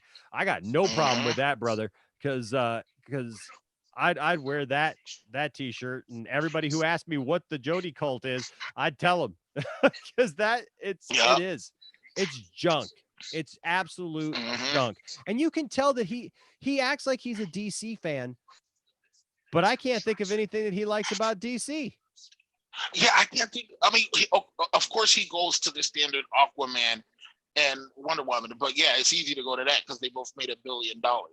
Yep. I think he even liked Joker, if I'm not mistaken. So like what? I don't even get it. Like, and then and here's the thing, because he kept saying, "I love Superman. I love Superman," and he was saying how Superman, he wants the big blue Boy Scout Superman, and Zack Snyder just killed him. Don't get me wrong. If you, we love that guy too. We love Christopher Reeves, but it's a different take. And he's trashing on Man of Steel. I love Man of Steel. It was a different take. It was a more modern take. If you look at Superman, if he was in the real world, if he came to our world now, it would go more like Man of Steel than it would go like the Christopher Reeve one. The government, you think the government's just going to let an alien fly around and not have any questions, or let all this destruction happen? Like, you know what I mean? And of course, he's going to go through some emotions where he's not going to be all chipper and happy at the beginning when nobody trusts him or believes him. Like, what are you doing? Like, you know what I mean? Like, I don't get it. Like, and then you're not even giving Snyder a chance to build his universe. He's been crapping on Snyder from the beginning. He's building the character up. He's literally had what? Two and a half movies of Superman, and you're killing the guy. Like, it's a story arc. It's a story arc from beginning to end. And dude, you need to start a channel. Because if you don't have one, I'm serious, man. Because the thing is you get it. You understand what this thing is about. You understand what this story arc was. You get it. You're just like me, where you say, "Look, I love Christopher Reeve. I grew up with Christopher Reeve. I watched Dean Cain, you know, and all of Superman, it, Smallville, all of them. I've Smallville. watched everything Superman Yeah, animated, you know, all yeah, of it. I've read all the comics, man. I watch Super Friends religiously every day after school, man. I'm right there with you. I love that. I love the big blue Boy Scout for sure. But here's the thing, like you said, we live in a day, like, I want to see a movie, and that was what was new about this, because that's all we had gotten before, J Money. But that's all that we had seen. Even Superman Returns. I liked Brandon Routh, but I admitted it. It was pretty much a carbon copy of Christopher Reeves. I didn't mind it, but I understand why people didn't like it as much, because they wanted something new, and we got that with Man of Steel. Yes, and that's the beauty, and that's the thing. That's why I said, like, none of them have picked up a comic book in the last 30 years, because that's how Superman has been written in the comics for the last 30 years, since 1986, man. When John Byrne revamped Superman, and with his miniseries Man of Steel, that's when they started writing Superman that way. That yes, Superman was the big blue Boy Scout, but also he was a real person. He was Clark, and he had to deal with real life situations and the heartache of having to deal with the fact that he was an alien in our world, yet he felt more human. And you know, and then he fell in love with Lois, and having to deal with those emotions, and does she love him or does she love Superman, and just all those things, and then, like, you know, his death and everything. I mean, just all that stuff, man. The loneliness that he felt and stuff. And when I saw Man of Steel, I walked out of that thing going, yes, finally people are going to see why I love Superman, because people have been complaining about Superman, J Money, for years, that he was too perfect, that he was too good, that he never made a mistake, that he never did anything wrong. What problems does he have? Yeah, all that junk, right? And so I came out of Man of Steel going, this movie is going to blow up, because, man, the people are going to see the Superman that I've been seeing for the last 30 years. People are going to see that Superman has issues, that he has problems that he has to work through, that he's not perfect, that he makes mistakes, that, you know what, there's some times where, you know what, he has to break Zod's neck, or he can't take the fight away from the city, and he has to deal with the fallout of all that stuff. And like, that's another thing. People complained about the destruction of Metropolis. It was his first real fight as Superman. You know what I mean? And he was fighting people that were powerful like him. Like, come on. Like, and what was he going to do? Was he going to look at Zod and go, "Hey Zod, can we fight somewhere else?" Exactly. Yeah, Zod wasn't having that anyway. So for people to say he should have took the fight somewhere else, no, Zod was making him fight him where Zod was dictating that fight. There's a reason why he's a general of an army, and you know, at that point, you know, Superman was basically at the beginning of his career. So Zod knew what he was doing, and for people to try to come down on the movie on that, I always thought that was a weak defense. Oh, and then when they said, "Oh, he killed Superman," was killed. First of all, there was no prison that can hold Zod. Where were they going to put him if he didn't? If he didn't, you know what I mean? It was a last resort, and if you don't understand that he didn't want to do that, when he lets out that scream. Oh my God. Of agony that he took a man's life. If that didn't touch you, if that didn't make you realize, like, what? You know what I mean? Like, yeah, that was such a moment. It's such an emotional moment. Oh my gosh, you're so right. It's such an emotional moment, man. Like, and he's holding Lois. He looks like a baby when he's, you know, she had to come and, you know, calm him down. Oh my God, I love that movie so much. That's the only movie I ever went to the theater multiple times to see. That's the only movie I've ever went to the movie to see like 2 or 3 times. I saw it 2 or 3 times in the theater.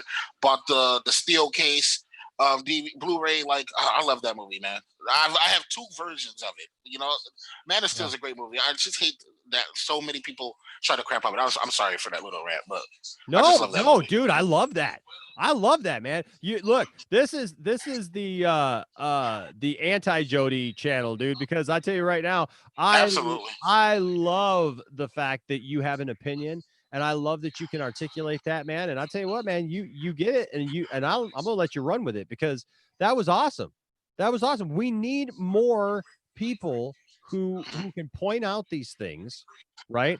And point out the fact that these people who attack Zack Snyder, these people who attack the fans, who simply just wanted to see a movie done by Zack the way that Zack wanted to do it, right? and not because you can see, dude, from the trailer. Okay, so yeah, I just released our trailer reaction video. I wanted to do it yesterday. I'm gonna be watching that. Yeah, I wanted to do it yesterday. I wanted to do it yesterday when it came out. The problem was I ended up working all day long, and I didn't get home till like 10:30 at night.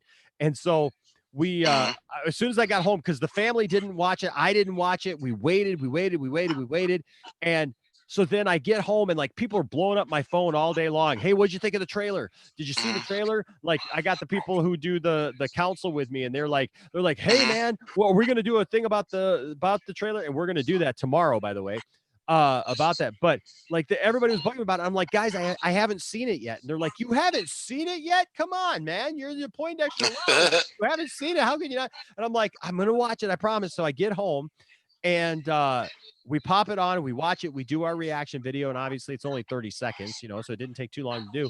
But I'm sitting there, man, and honest to God, it's like midnight, and I'm trying to edit the video, and I fell asleep on the couch, literally editing the video. And so today I got up and I had to do a bunch of stuff, and I had to do the interview with Lightcast with that channel and some other stuff. And so like I just got it uploaded, and I actually made a little clip at the beginning, and I'm like, yep, I know. Thank you to everyone who messaged me. Thank you to everyone who commented that you're looking forward to our reaction. I love that. I really appreciate that. You know, I'm like, just yesterday was not a good day for that particular trailer to drop for me. So, but it's awesome, dude. I'll just give you the spoiler alert. Oh my God, yeah. It's so freaking amazing. Oh my gosh. It's so, I mean, I'm talking about spoiler alert even for our reaction. Like it's just freaking awesome. And they, you know, and the thing is like, dude, in that 30 seconds, my heart was pounding. I'm seeing in that 30 seconds, J Money, a movie that is completely different already. That is completely different in tone and look and feel than the Justice League that we got before that. So, and dude, let me tell you, another thing Jody likes to say is anytime anybody takes up for Snyder, he says that we're all just like kissing Snyder's butt. We like everything he does. Let me tell you, well, I can't even say because he really didn't do Justice League. Whedon did, but I can admit if I don't like a movie, it's not like, oh, I'm just saying everything DC does is great. Justice League. Now I will say this: I don't think Justice League is as terrible as a lot of people say it was. It was okay. You know, I love the characters, and just like you, I love the characters. So seeing them all on screen was just amazing. But I will admit, it had a lot of faults in it. I think Snyder's version is going to be amazing. And those 30 seconds of that teaser trailer had me more hyped and more excited than I think anything in Whedon's version of Justice League did. And that was coming from somebody who thought it was okay.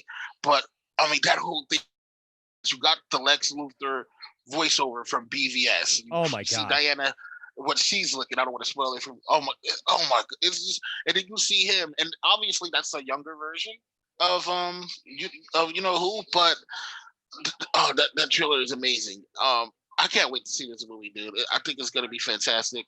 And I want to ask you this real quick, because something that people said in BVS, one of the big complaints about BVS was the nightmare scene, how it's so out of place. I got that scene from the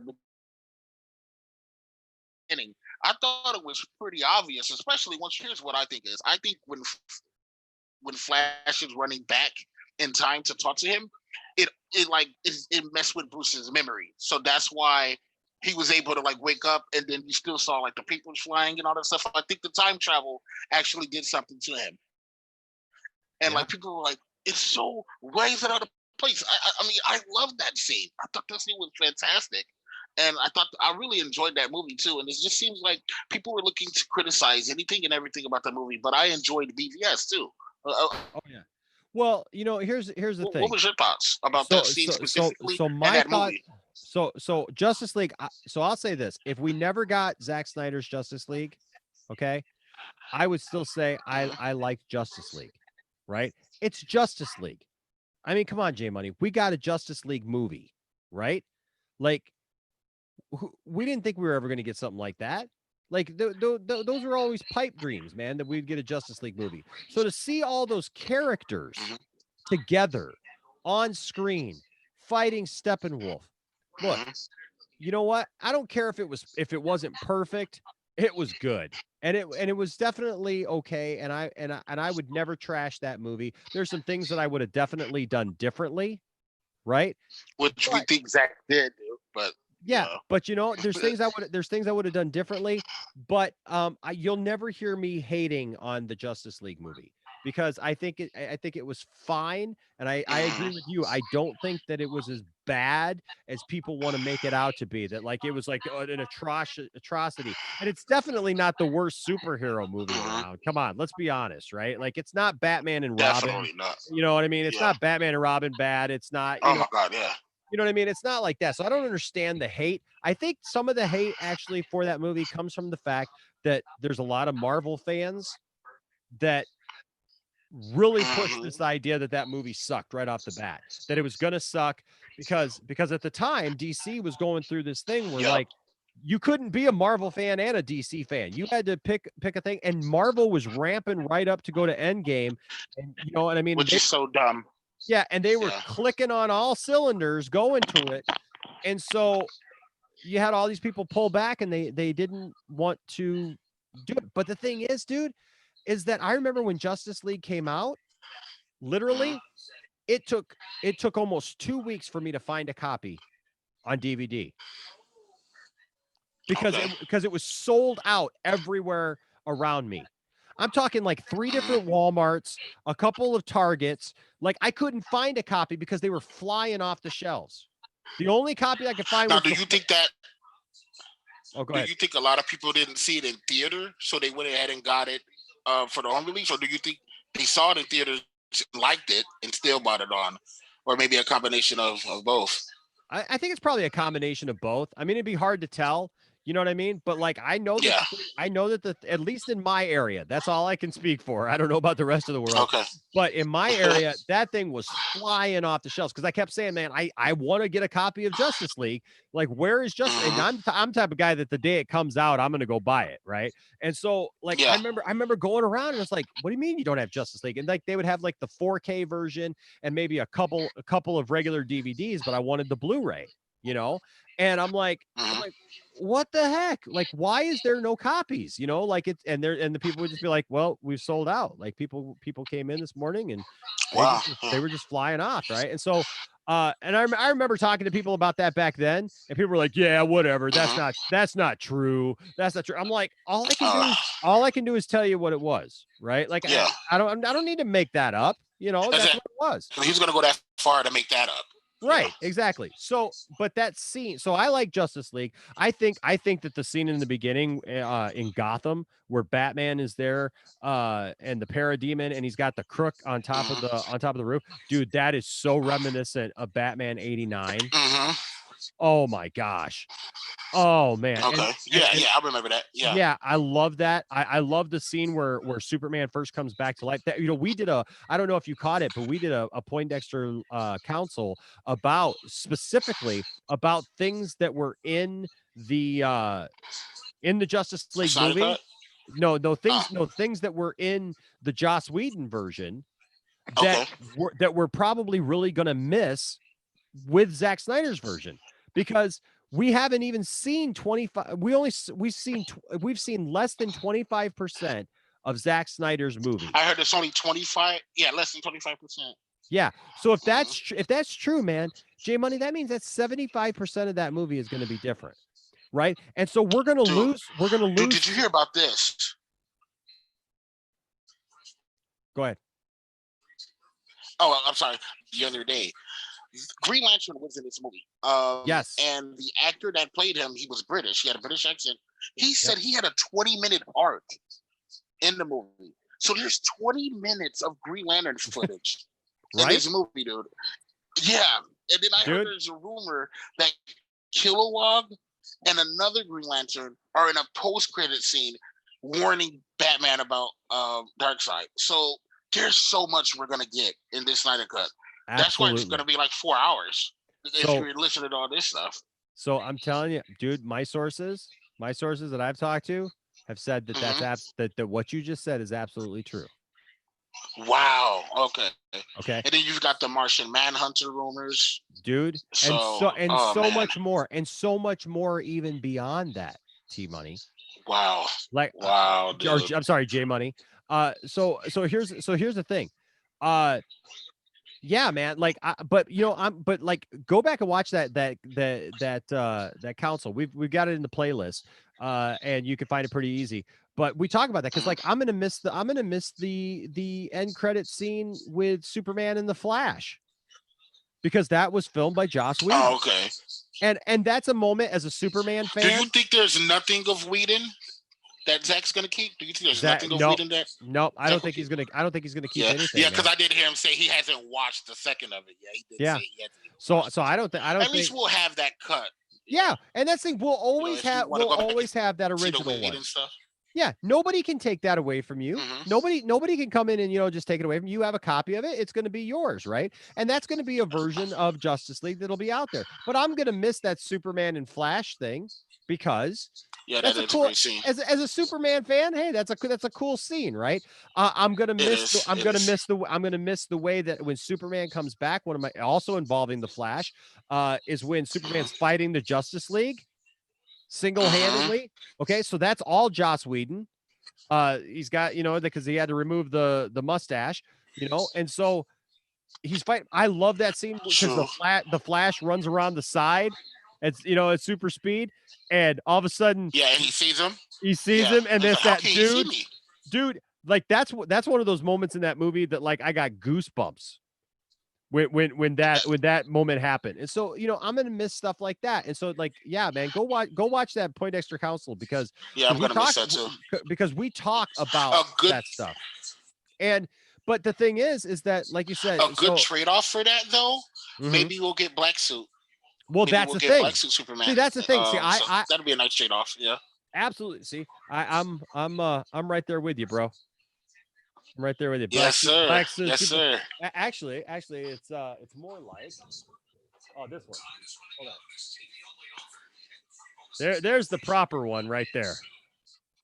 Yeah, that looks like Cavill. Exactly. That is Cavill, isn't it? That is Cavill. Yep, that's Cavill. Is that from the Man of Steel scene?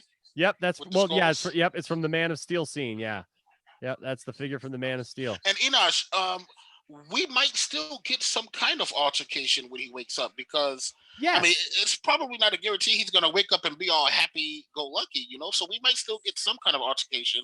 That might be something that's still in there, but maybe just different. So it's going to be interesting. It's going to be interesting. So the thing is there are scenes that are good that I like that I'm going to miss. That's the point, right? Because here in the chat room, a guy named Rick A. Hey Rick, what's going on? He says, Justice League was an abomination that needs to be erased. It was cool to see the Justice League on film, but he says he completely missed the tone of what was set up. It's a good popcorn movie, and I agree with that. That is exactly what I'm saying. And I think what you're saying, J Money, is that it is what it is, right? It was our first time to see the Justice League, but it's not Zack Snyder's vision. Those characters interact. Yeah, but it's not Zack Snyder. And you could tell right from the beginning, that's not his tone. That's not the look of it. And when you see this trailer, this 30-second trailer, dude, it blows your mind, because you're like, this is going to be a completely different movie with a completely different feel, with a completely different point, new end credits, new characters that we didn't see before that were cut out. I mean, my boys watching this trailer and talking about what's going on, Landon and Isaac keep saying over and over and over again, what is wrong with Warner Brothers that they would cut all that stuff out? Why would you cut? Your kids saying that. So even kids can tell Warner Brothers, we wanted the Snyder version. Like, what are you doing? Why would you cut Martian Manhunter out? Why would you cut Green Lantern out? Why would you cut these characters out that we want to see and like totally gut the movie just so that you can get under 2 hours and get more screenings of a movie that is subpar, that's not going to do well? Yeah. That doesn't make any sense. And didn't develop Cyborg either. There's a lot of Cyborg stuff that we're gonna get. Well, you know how when we're getting a lot more Cyborg is the fact that Zack Snyder has tweeted and made known that Ray Fisher is the heart of the movie. The first one he called to let him know. Now let me tell you something. If Ray Fisher is the heart of the movie, if Cyborg's character is the heart of the movie, this movie has to be completely different, because this movie had absolutely nothing of Cyborg. Cyborg was not a character that we really cared about or felt any connection with or any of that stuff. It just wasn't there because, like you said, there was no development. He was just kind of thrown in there, and we were just like, okay, well, he's connected to the mother boxes, and okay, he's a robot and he can like do stuff. Okay, that's fine. But there's no connection to it. We didn't feel anything, for it. And the thing is that you got Zack Snyder saying he's the heart of the movie. So if he's the heart of the movie, man, it's got to be a completely different movie, right? It's got to be a completely different thing. And I look forward to that. I welcome that. And man, I'll tell you what, I will just say this. If all goes as planned, this is not the end of Zack Snyder's version. Oh, yeah. So, and dude, Jody was trying to say tonight too, he's just trying to make his way back into the DCEU. Well, if this movie goes the way it is, they better want him back in the DCEU. Like, why is that a complaint? You know what I mean? Like, if this goes according to how I think it is, I think it's going to be really great. I would want to keep him around. And two more things about something we just touched on. When you were saying there's scenes you're going to miss. A scene that I'll miss too is when Aquaman was sitting on the lasso of truth. And he's like, I think we're going to die. And he's telling Diana, oh, you're gorgeous. Like, that scene was hilarious. I thought that scene was really good. That was great. That was a great scene. And then getting to the teaser trailers, some of the things that you mentioned, the differences. Another difference is the music.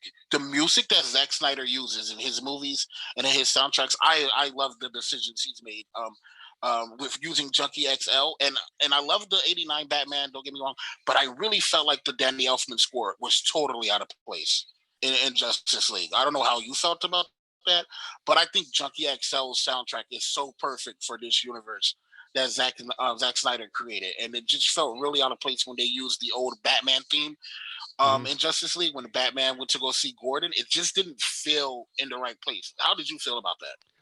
Well, so J Money, I'll be honest with you, I'm really nostalgic, right? So I get what you're saying, and I understand that. For me personally, I thought it was cool. Now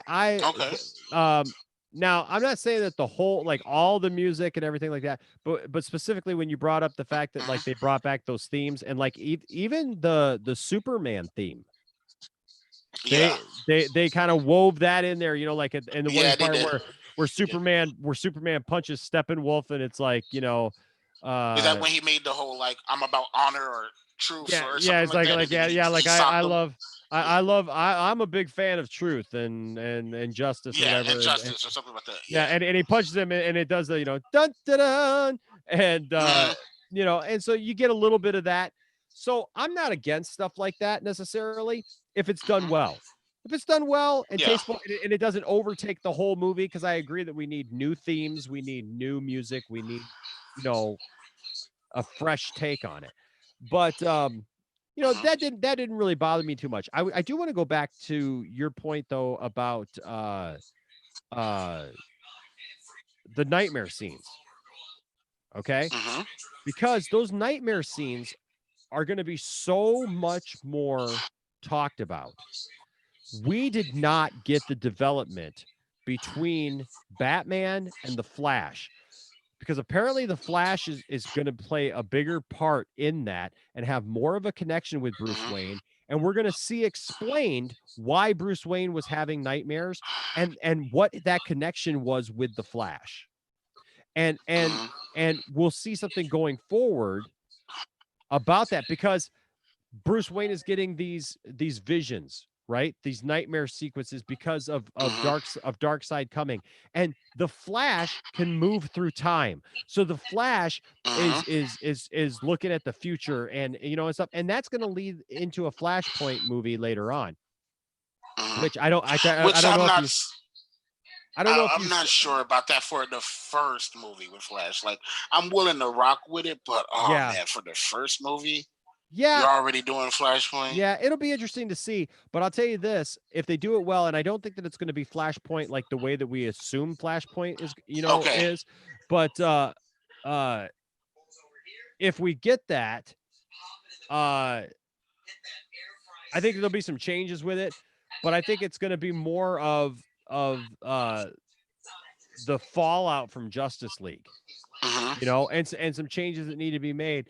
But but we all know, like, there's nothing wrong with Bruce Wayne having those visions and those things. People panned on that hard, and Yeah, they there's did. nothing wrong with that. But the thing is, I think like it's like a lot of things in this movie. If you actually have Zack Snyder making the movie that he's supposed to make Mhm. and being able to tell his story, what's the problem? Zach, because Zach needs to be able to tell his story. You look at the time that he's taken to tell stories. Look at Mhm. Watchmen and stuff like that. The guy knows comics, man. The Yeah, guy he does. knows story, and he's very detail oriented.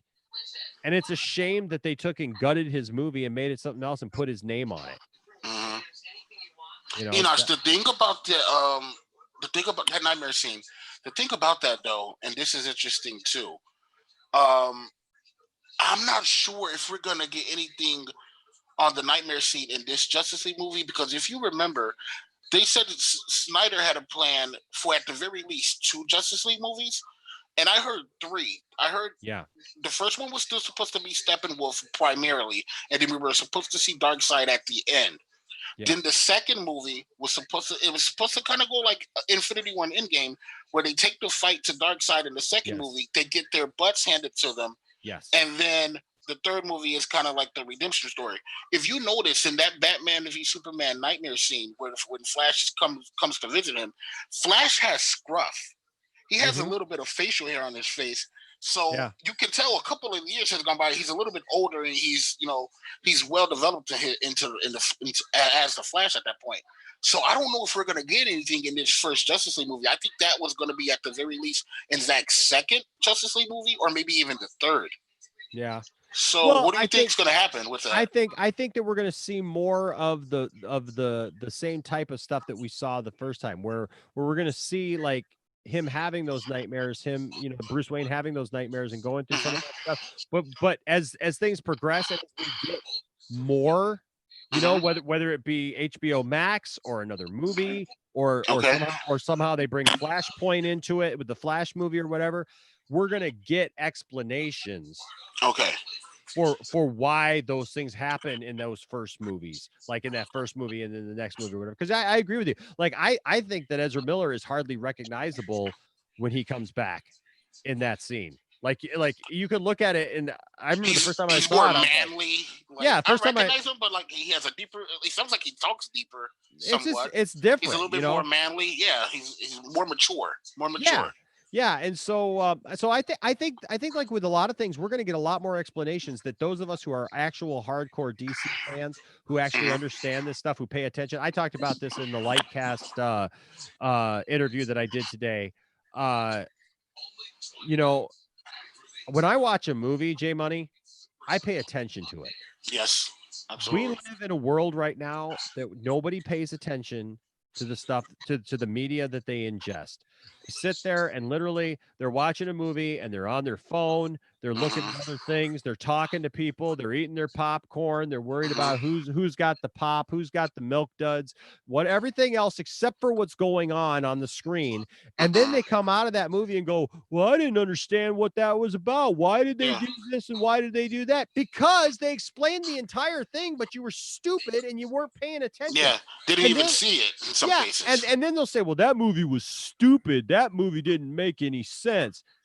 No, it's not the movie. It's you. Because you don't pay Mhm. It's attention to you. the movie. right? And I mean, like, dude, you know how many conversations I've had, J Money, with people who like they tell me something sucks or they hate it or whatever, and then I tell them, well, it's in the movie, it's right there. Like, how did you miss that? And they're like, that's in the movie? Oh, I didn't realize that was in the movie. Wow. Like, it's right there. Watch the thing. You know, like if you're gonna invest your time and if you're gonna invest your time, watch the thing, get the whole story. And I'm not just talking about superhero movies. I'm talking about any kind of movie, man, any kind of TV show, any movie. Yeah, if you're gonna watch it, don't you want to know the story? Don't you want to know the background? You know, like, and not just investing time, but you're investing money in it too. If you're gonna go pay and watch a movie, pay attention. I'm not gonna pay for a movie and not pay attention to it. What? Absolutely. You know, one of the things that we talked about in this interview too was like the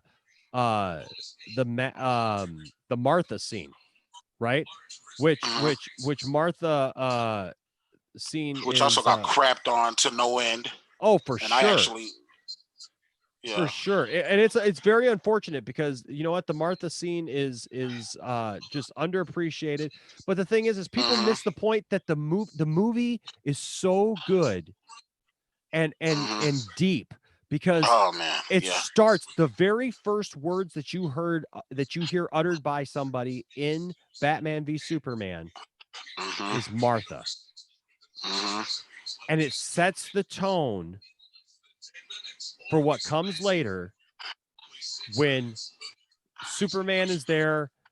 Batman has become completely enraged because his sole focus is he has to take out this alien who cannot, this threat, which makes sense because he's Batman. He's the only one who can do it. And if there's a 1% chance, that makes so much sense, man, with what you just talked about earlier. If there's a 1% chance that this guy could turn on us, we can't do anything to stop him. He could literally burn the whole thing down. He could kill everyone and dominate us and control us completely. If there's a chance that he could go evil, I've got to stop him because nobody else can do it. I'm Batman, right? And so he's doing everything that he can because he feels he's doing the right thing. And in a moment, when Superman sits there and says, he doesn't just say Martha, you know, he says you're letting them kill. You're letting them kill Martha. And that just breaks Batman. That right there is where Batman, like, the entire movie, even Alfred is telling him, Bruce, you're not yourself. You're not thinking clearly. This kind of he's not our enemy. Yeah, he's not our enemy. This kind of rage is going to destroy you if you continue this. This is not you. This is not how things should be. Snap out of this. He said it turns good men cruel. Yeah, exactly. That's what he was saying. And he totally comes down to that moment. And like when he hears Martha, he's like, "Why did you say that name?" Because that name means something to Batman. Not just Superman, but something to Batman. And when Superman tells him that, all of a sudden Batman looks at this guy and realizes, hold on a second, this guy's got a mom. This guy's got a family. And for people to crap on that scene and say they don't understand, oh wow, Martha, if you don't understand, this kid's mother and father were killed in front of him when he was 8? That, you know what I mean? Like, of course that's gonna mess with his psyche. And the guy's yelling out his mother's name. He was thinking of his mother once the guy said Martha. Like, for people to not get that, like, where's your emotional connection? Like, why don't you get that emotional connection that he has to that name in the movie? Like, I never understood why people just said, "Oh, that's so stupid," just because he said Martha. That was his mom. He's an orphan. And they were murdered in front of him. Like, even if he wasn't with them, his life would have been tough enough. He had to witness it. You know what I mean? Like, so. Like you said, that was a great moment. That was a great moment. There's a lot of great comments right now going on in the chat, guys. I appreciate all of you guys in the chat, like, listening to this conversation because it's a good conversation. It's something that we need to be talking about. What's up, O'Shea? Good to see you. He says in Zach's cut, Steppenwolf or Darkseid resurrects Superman and fights the League. That could be definitely something. A lot of people like the Junkie XL and Hans Zimmer scores, and that's good. You know what I mean? Don't get me wrong, I love the Elfman score too. I don't want you guys to think I don't love the Elfman score. I just really liked it. I just really like the Junkie XL for this new generation of the movies. But the Elfman score is a classic of its own. That can never be, Yeah, you can never but tarnish well, that. and that's The the Elfman thing, man. score That's the amazing. thing is like, look, everything is what it is, And the thing is, but we get a new, like, at first, I'll be honest with you, I didn't appreciate the Man of Steel theme as much as I do now. But now when I hear it, oh my gosh, dude, I get chills because like at first I didn't quite, yeah. because look, I was in that same thing. Like I went into Man of Steel, and of course your brain is still thinking Christopher Reeve. Right, your brain is thinking da da da da da da da da da Iconic, da da da, right? definitely And iconic. that's what you're thinking. And Man of Steel is much more. Yeah, Man of Steel is much more subtle. Like that music is moving. That music is rising, and it crescendos, and it starts off really low because it starts off with a the low drums, rumble. yeah. Just, oh my God, yeah. And dude, like I work at a church, and my old sound guy from my old church that I used to work at, he was a huge Superman fan as well. And so he was the tech guy, and he literally, as we'd be coming in and setting up our instruments and stuff like that, he would be playing the Man of Steel theme over the sound system.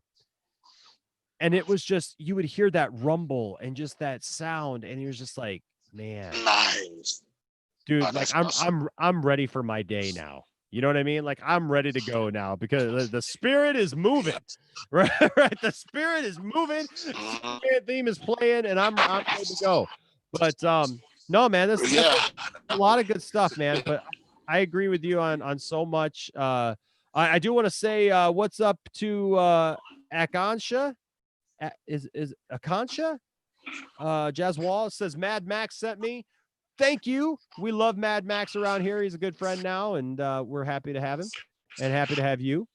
And yeah, man, it's that's good stuff, J Money. I don't know if I'm messing his name up, but that Michael Giacchino theme for the Batman, for the Pattinson one.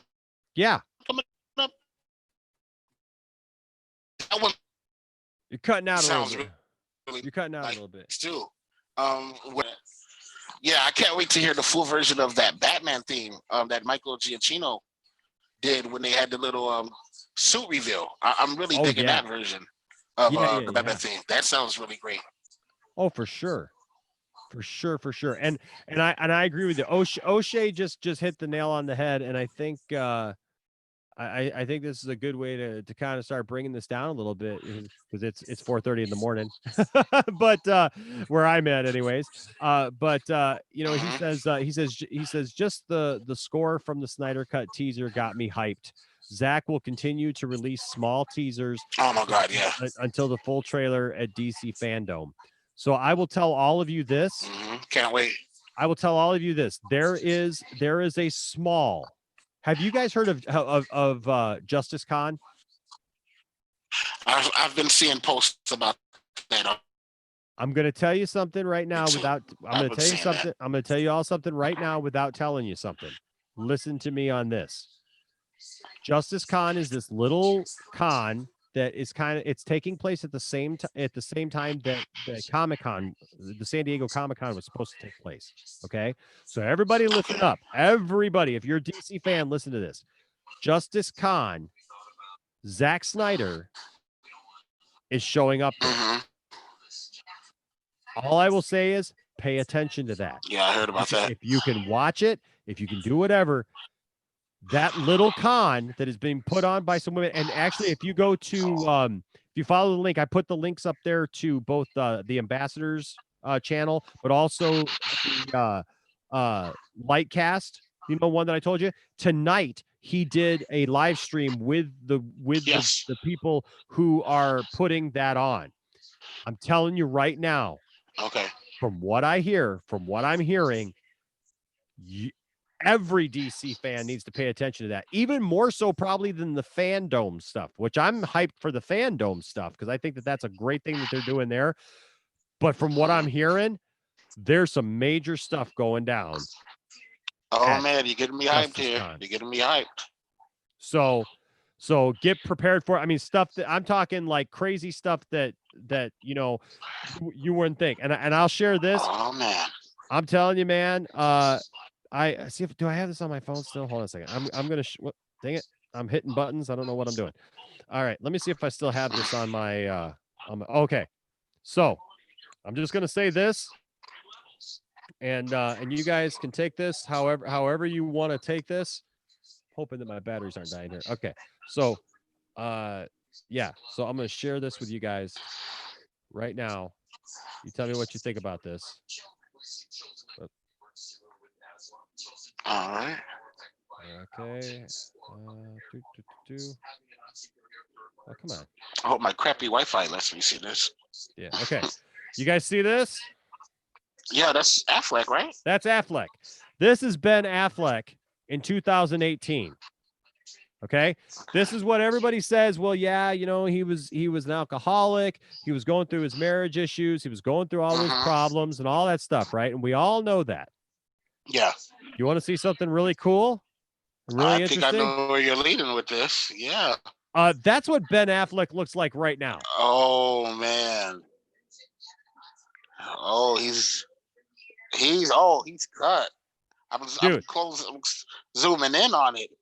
Dude, he looks like he's in better shape now than he was when he was in good shape for Batman the first time. Dude, Holy crap. I'm telling you, look at this guy. Does that not look like Bruce Wayne? Dude, totally. So he's jacked. So I'm just saying, I'm excited. I think that good times are coming. And now look, they were supposed to be making a sequel to The Accountant too. Could he be getting ready to film that? Do you think that could be why he's in such good shape right now? I don't know, man. I don't know. I haven't heard that necessarily, so I'm not sure. I mean, that could be, right? Like, I'm not saying that I know that that's happening, but I mean, the thing is oops, I got to get back out of here. But the thing is man, stuff happens for a reason, right? And I can't. He could definitely show up if they need. That's all I'm saying. That's all I'm saying is you know what? I think I have this feeling that if they need him, look at him. Yeah, he's definitely in shape. Yeah, he's definitely in shape if they need him. Just look at him. Let's see if I can't get out of this now. I'm trying to I'm trying to get back out of what I just showed you guys, and I'm trying to go back to the meeting. It's not oh, view. There we go. Sorry about this, guys. It's all good. Yeah, sorry. I'm getting what in the world? I can't get back. I can't get back. This is crazy. Oh, you gotta love technology, man. Gotta love technology. Where I'm just trying. I don't know what you guys. It's all trial and error. Yeah, I don't know what you guys see on your screen right now, but I'm. Oh, here we go. Okay, here we go. So I'm gonna go back here and go back here. Oops. What are we showing? What are we showing? Stop share. There we go. There we go. Okay. There you go. So anyways, but so all I'm saying is look, if getting the Snyder cut has taught us anything, is that anything is possible. Anything is possible. Anything is possible. So when I see stuff like that, when I see stuff like him being that cut, when I see Henry Cavill showing up on Zoom for the announcement of this whole thing, I'll tell you what, man, there's a reason why stuff happens. You know what I mean? And all the haters can hate all they want to. Jody can hate all he wants to. Jody can yell and scream and tell us all that we're stupid and tell us all that reject the Jody courts. Exactly. Reject the Jody courts.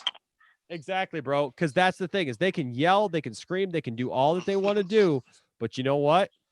At the end of the day, I believe that us DC fans are going to get our day. We're going to get what we were supposed to get originally, and we're going to be blessed. We're going to love it. And the thing is you know what? All those people like Jody who want to see the other Superman stuff, who want to see the big blue Boy Scout, they want to see these different versions of stuff. See, that's the crazy thing, J Money. Nobody's taken that away from them. You know, they act like we're all destroying, like Zack Snyder is destroying this. And here's something else that kind of ticks me off is, do you understand that Zack Snyder is a producer on Wonder Woman? Zack Snyder is a producer on Aquaman. Okay. Zack Snyder created that universe that they live in. Jody's acting like Zack Snyder has nothing to do with DC anymore, and that he's been like exiled and kicked out. He is still, he may not have been direct, he may not have finished Justice League, and he may not have been directly, you know, in that line, but these are his characters, and he is a producer on those movies. So for him to come back, and he picked Momoa and Godot. Exactly. He cast those people. He made that happen. So this idea of, you know, Zach has been exiled and like, you know, we're just trying to force him back in, that's bullcrap. That is such garbage, because that is not the case at all. That's not what has happened. Zack Snyder is simply going back into the role that was made for him. And at the end of the day, J Money, we're going to reap the benefits of it, and it's going to be awesome. It's going to be awesome. It's going to be glorious. It is. I can't wait. It is. And you know what? I will say this. We got one downvote on this video, right? So to you downvoters, because the last couple of videos that I've done like this, I've got like one downvote or whatever, or two downvotes. I say, where are you? Where are you? Snyder haters and Jody cultists, where are you in this conversation? Because you're more than welcome in this conversation. J Money, I would bring somebody in right now and talk to them. If they want to sit here and act like, you know, I'm wrong or whatever, I'll talk to anybody. J Money, I'm not afraid of that. I'll talk to Jody. Absolutely. I'll bring Jody in, man. Bring Jody in. Let's talk with him. Let me hear his points, and let me hear him try to explain to me why he's right, because he can't do it without yelling and screaming and being a bully and acting like an idiot. He can't do it. Andy Signor can't do it. They literally they get together and they hype on people and they do that. Oz Newton, you were that voter, Oz? You were the negative voter? DC is trash. Okay. Well, back that up. Back that up. Like you. But you're watching though. You're watching though, buddy. You're watching. I don't. Thanks for the view. Yeah, I don't see you in the Zoom. I don't see you trying to talk to me. I'm more than willing to talk to you about what you don't like about DC or what you don't care about or whatever, and hear your actual comments, right? Like I said earlier, it's easy for anybody to come up and go, well, Nickelback sucks. And that may be true. But why do you think Nickelback sucks? You can all jam pile on DC and go, DC sucks. Why? Why? Because you don't get it? Because you don't like it? Because it doesn't fit your taste? That's not good enough. That's not good enough. I'm just going to be honest with you. That argument is just not good enough. I thought so, Oz. I thought you were messing with me because I remember you, and I remember you loving that stuff. So you're funny. But I love you, Oz. You're funny, man. I love you. You're good. So, but the point still remains to that person who did downvote, and I'm glad it wasn't you, Oz. I really am glad, because I remember it's you. Probably a member of the Jody cult. Probably, but I remember you. I remember you that came in here. Right, I remember you, Oz, from the other stream, and so you were kind of throwing me off there because I remembered you being pretty positive. So I was hoping that it wasn't you, but that's the thing, man. I say bring it on. Bring it on. If you got a legitimate gripe, let's bring it on. Let's talk to you, because you know what? I've had so many people come in here about Star Wars on me, J Money, and try to tell me that Star Wars sucks and everything and blah, blah. And by the time I was done with the conversation, we all of a sudden, man, we had a dialogue. You know what I mean? Like we had Yeah. something like, but the thing is people like Jody, you're not going to get a dialogue from Yeah, them. you can't get a dialogue with him. You're Yeah. not going to get an understanding from them. They're It's not. always going to be a confrontation. Yeah, He's always just going to be sticking to his words, sticking to his guns, and he's not really trying to have a constructive conversation. Absolutely not. So, hey, man, J Money, thank you so much, man. You got some. This was just great, man. I'm so glad that that I did this video tonight and spent some I time had a with you great time. guys. Yeah. I'm glad you had a good time, man, and thank you for being a part of the Poindexter Lounge, and I appreciate your insight, and I hope to talk to you again. Absolutely, man. Real soon, bro. I'm a big fan, man. Big fan of you and the family. Big fan of the page. Always watching your videos, so it was nice to get on here and talk to you about this. Absolutely, man. I love it. I thank you so much, man. I appreciate you. So you have a wonderful night. I'm gonna get ready to go off. I'm gonna say a final couple words and then probably get off here myself and go sneak into my bedroom and try not to wake up Tiffany. All right, brother. Have a good one. Brother. Hey, you too, man. All right, we'll talk to you soon. All right. All right, buddy. All right.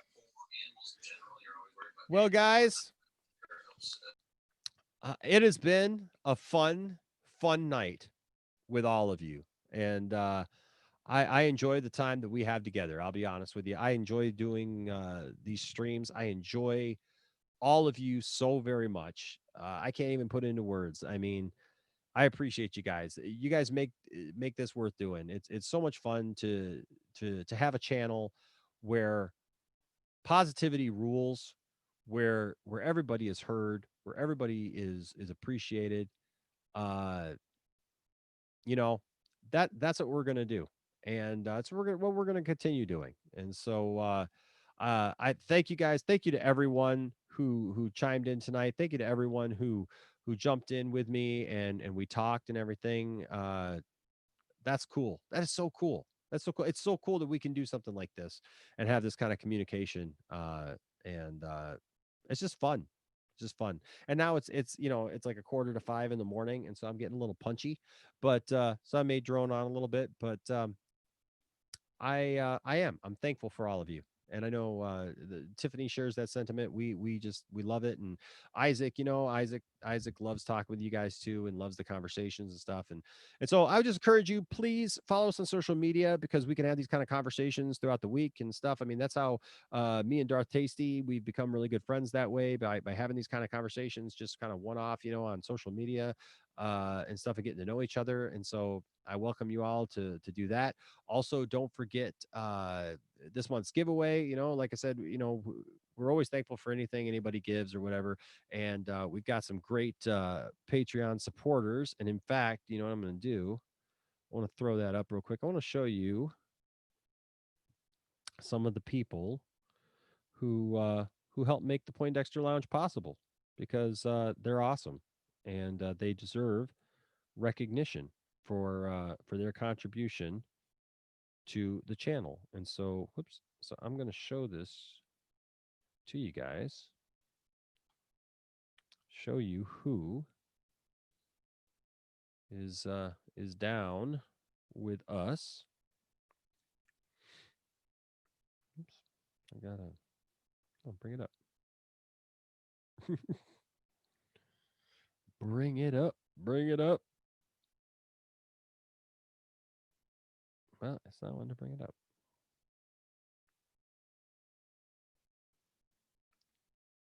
I just wanted to show this to you guys, because here it goes.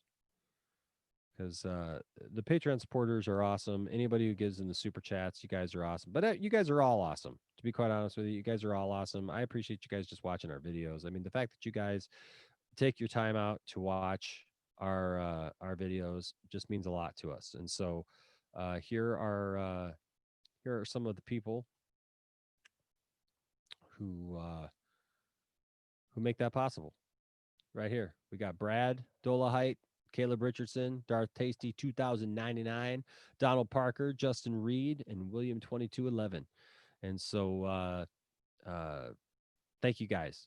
Thank you guys so much. You're definitely appreciated very much. And so, but like I said, this month we have the giveaway of the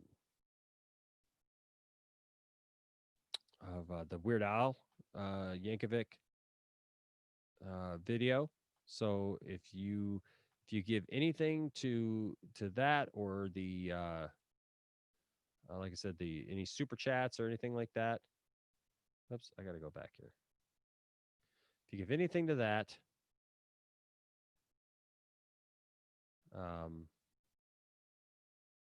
you are put in for that. And so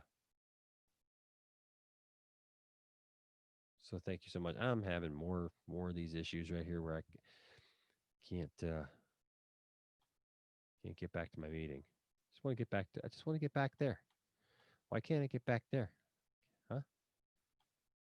I just want to be done with that. Oh, here we go. That's the button I was looking for. There we go. Sorry about that, guys. Like I said, it's getting late.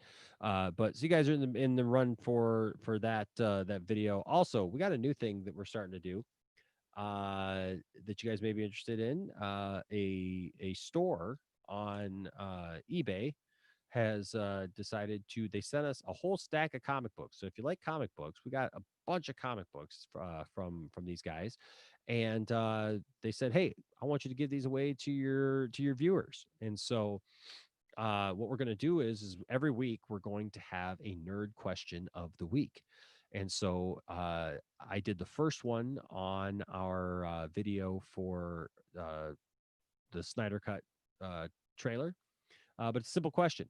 In the storyline for for the reign of the Superman, after the death of Superman, the character of Superboy was introduced.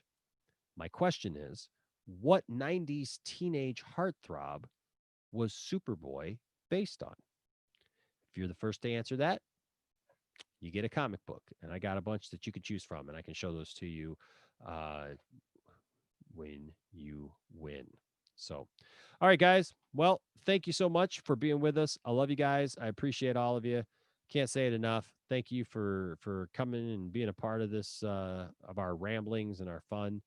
And I hope that you guys are good, that you guys are taking care of yourselves, that you continue to take care of each other, and be super to somebody. Be a hero. You know, don't just like heroes. Don't just like this stuff, but also be a hero to those you're around, and think about what you post before you post it online, and think about what you're saying to people. You know, and don't be a bully. Don't be like some of these people that we're talking about, but be good to each other, and take care of each other, you know. And I always like my friend Bruce here on the channel.